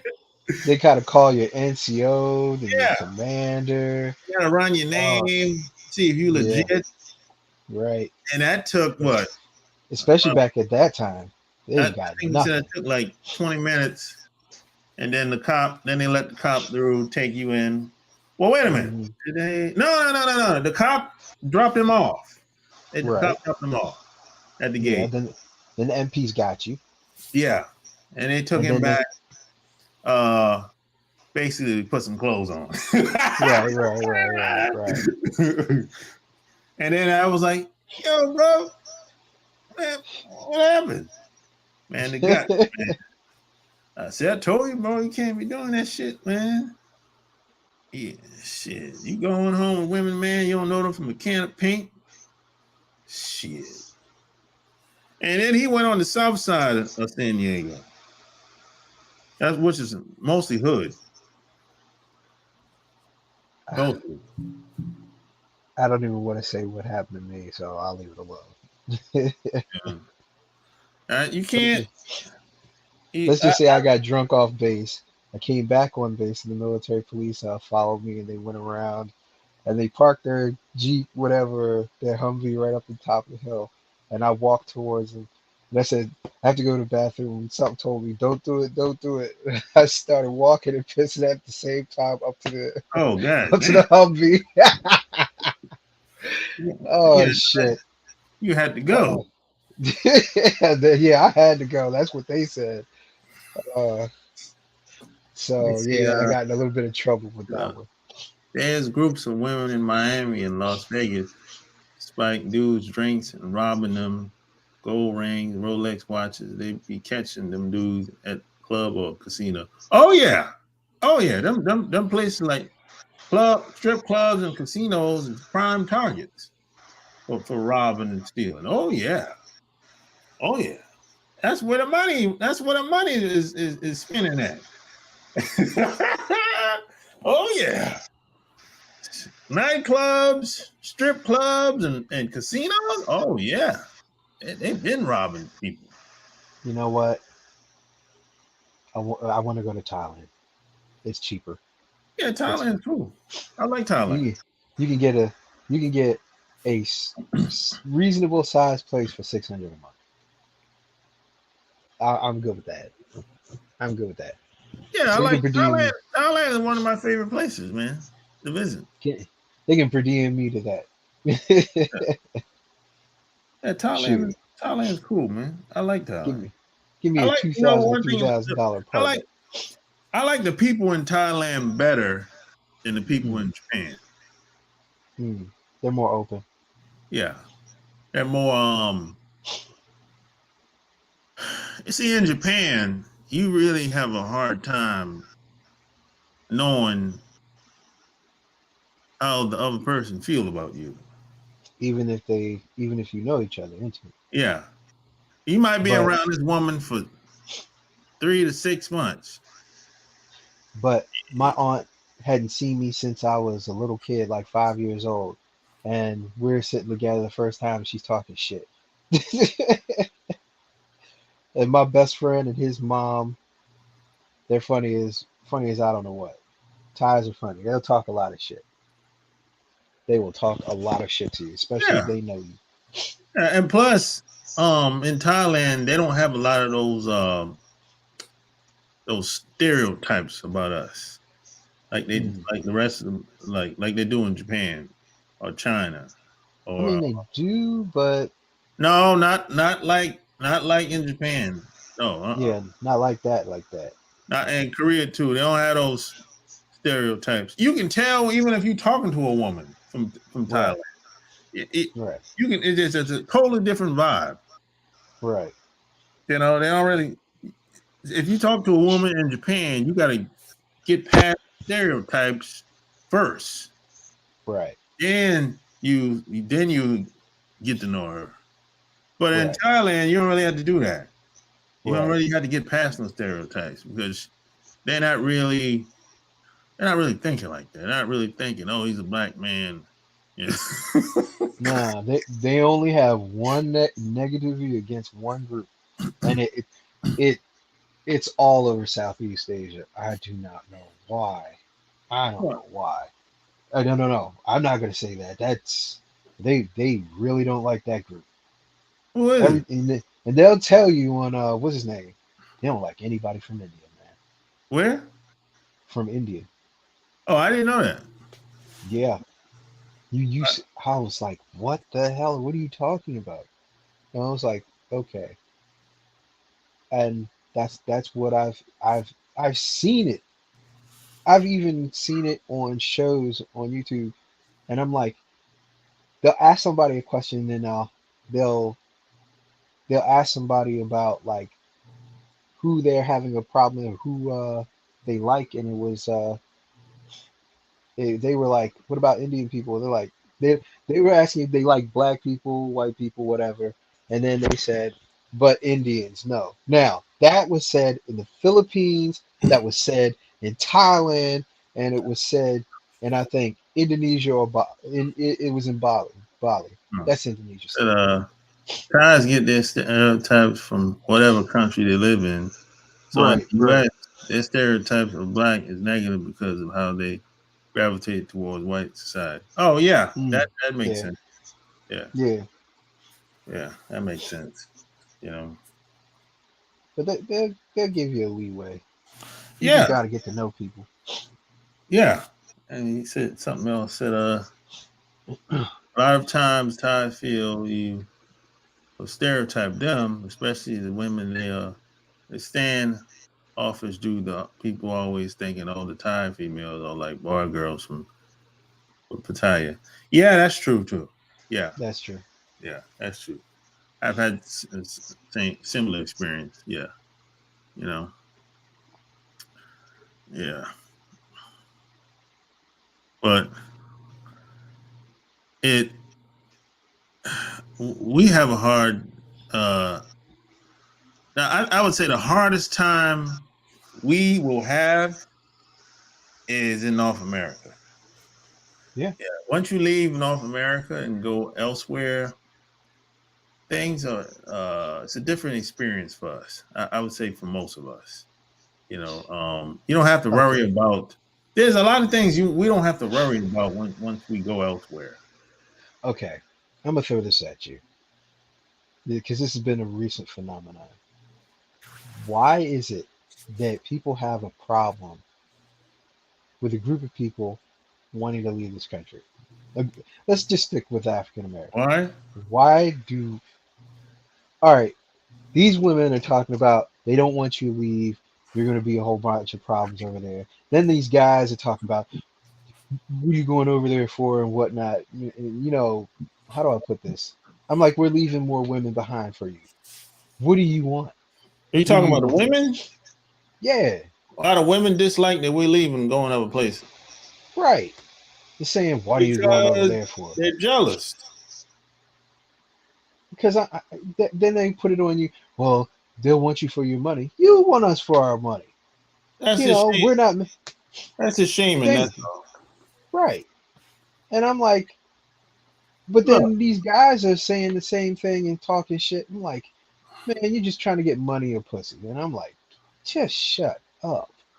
Well, what I it is, a don't. lot of women, in regards to us, they don't want to compete for us because they don't think we're worth it. But at the same time, they don't want us to go anywhere. They don't want us to do what they really want to do. That's the key. They don't really want us to do what they really want to do because they can't do it. When they Because leave, when they leave and go elsewhere, ain't nobody hmm checking for them like that. no, When we they, leave, we go to any country, they're checking for us, brother. I mean, how do I put this? This is why guys got to check their women. Your girl going girls trips to other countries. I don't know if you've been paying attention recently. People They've telling on been doing that. themselves. Yeah, going over there. You're not just going over there to hang with your girls. You're going out there. Either you messing with your girlfriends that are your girls, or you're gonna be doing some hot girl summer with some of Talking these about when they guys. go to That, like the island, they mm, they ain't really getting guys like that. Some of them are, uh, I mean, you do it some a of them certain way, are. yeah, as a group, But yeah. we But don't. But check this out. We don't need no mm, group when we go. but We but be solo. but yeah, but I'm just saying to guys out there, if your girl has a wonderful summer going down there with her friends, make sure not to touch her for 4 weeks.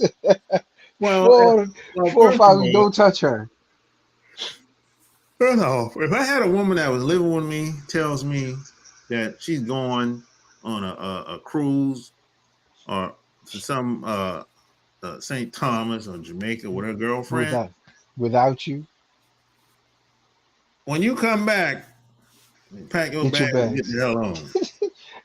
No, I'm leaving your stuff out there. You know what? No. The lease is in I'll what? tell her that before she leaves. No. Why waste my time? Because you thought about it now. Yeah. You're gonna make me pay for telling you it later. Or if I have to tell you now, why should I have to tell you now that it's something you don't need to be doing But without me? a So lot of so those at that point, so at that point, it's like you didn't even consider me part of your thing. no. Okay, well, you can go. Now, the place is in my name. I'm gonna move your shit out. I'm gonna turn down the lease and pay the extra stuff to get out of it, and I'll see you later. Your stuff will be sitting But outside. I even take a picture for it. but you got to think about it. That's only a small percentage of women that got it like that. Mm, mm. The I average still ain't dealing with the it. average woman, certain places they go to, they're Mm, not getting no play. mm. But us, it doesn't matter where we go, we get play regardless. Doesn't matter how old you are. You can be fat, it don't matter. That's the difference. I don't know about all that. Yeah, I'm telling you, I've seen it.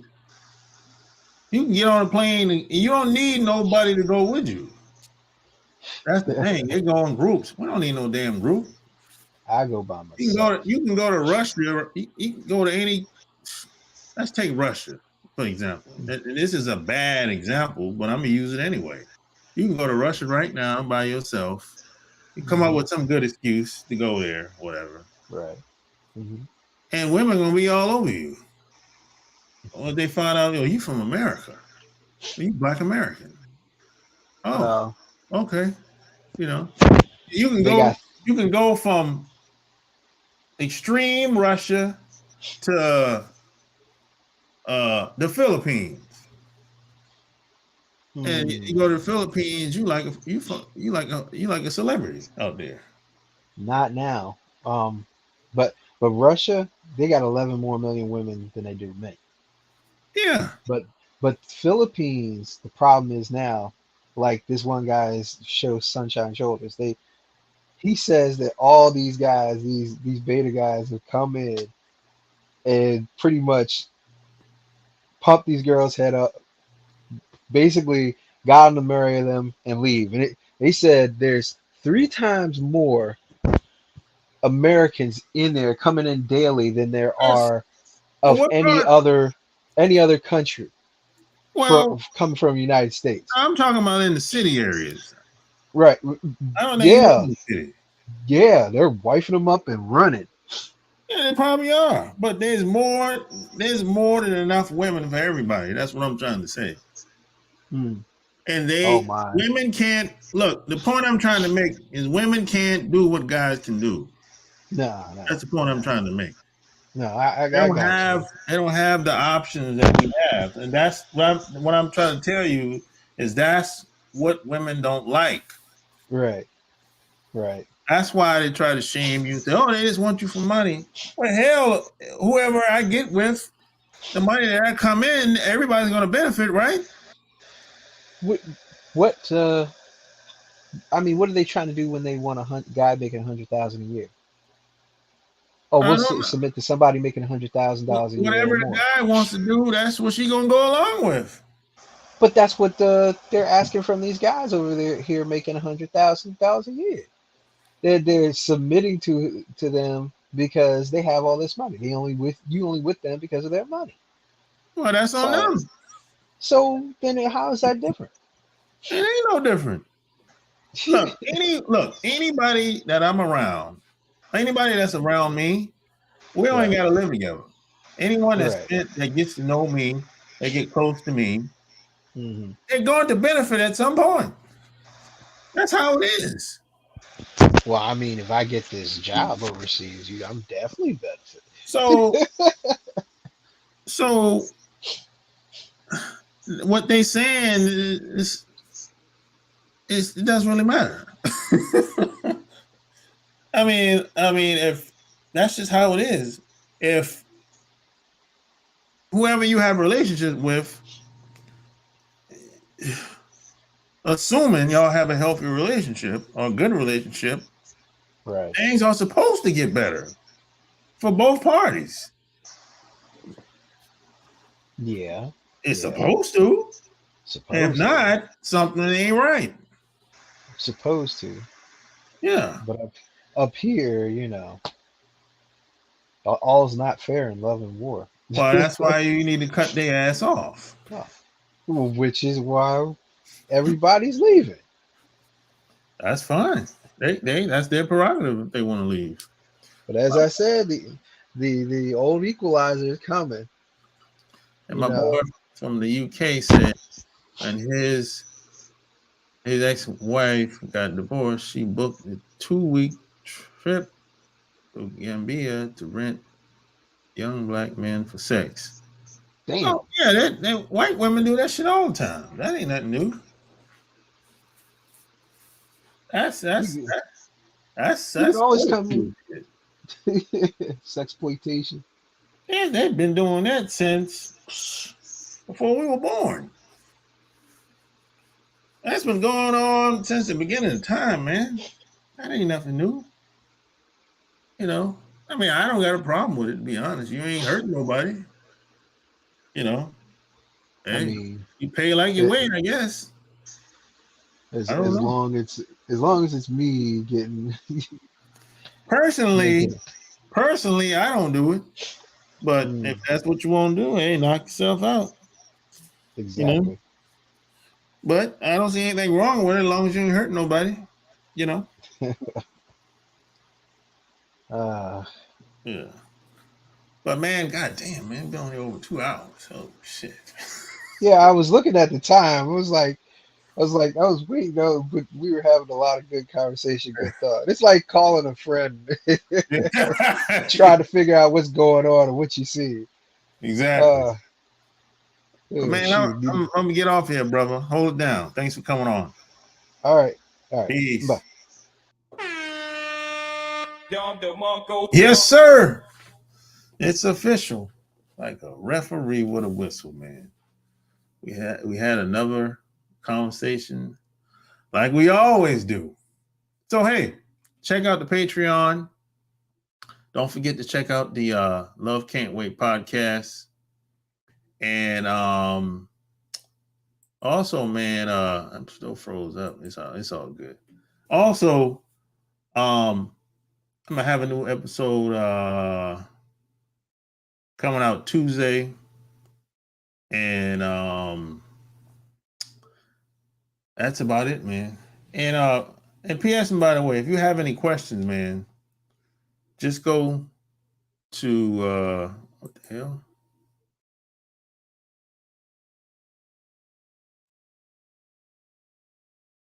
Oh, wait a minute.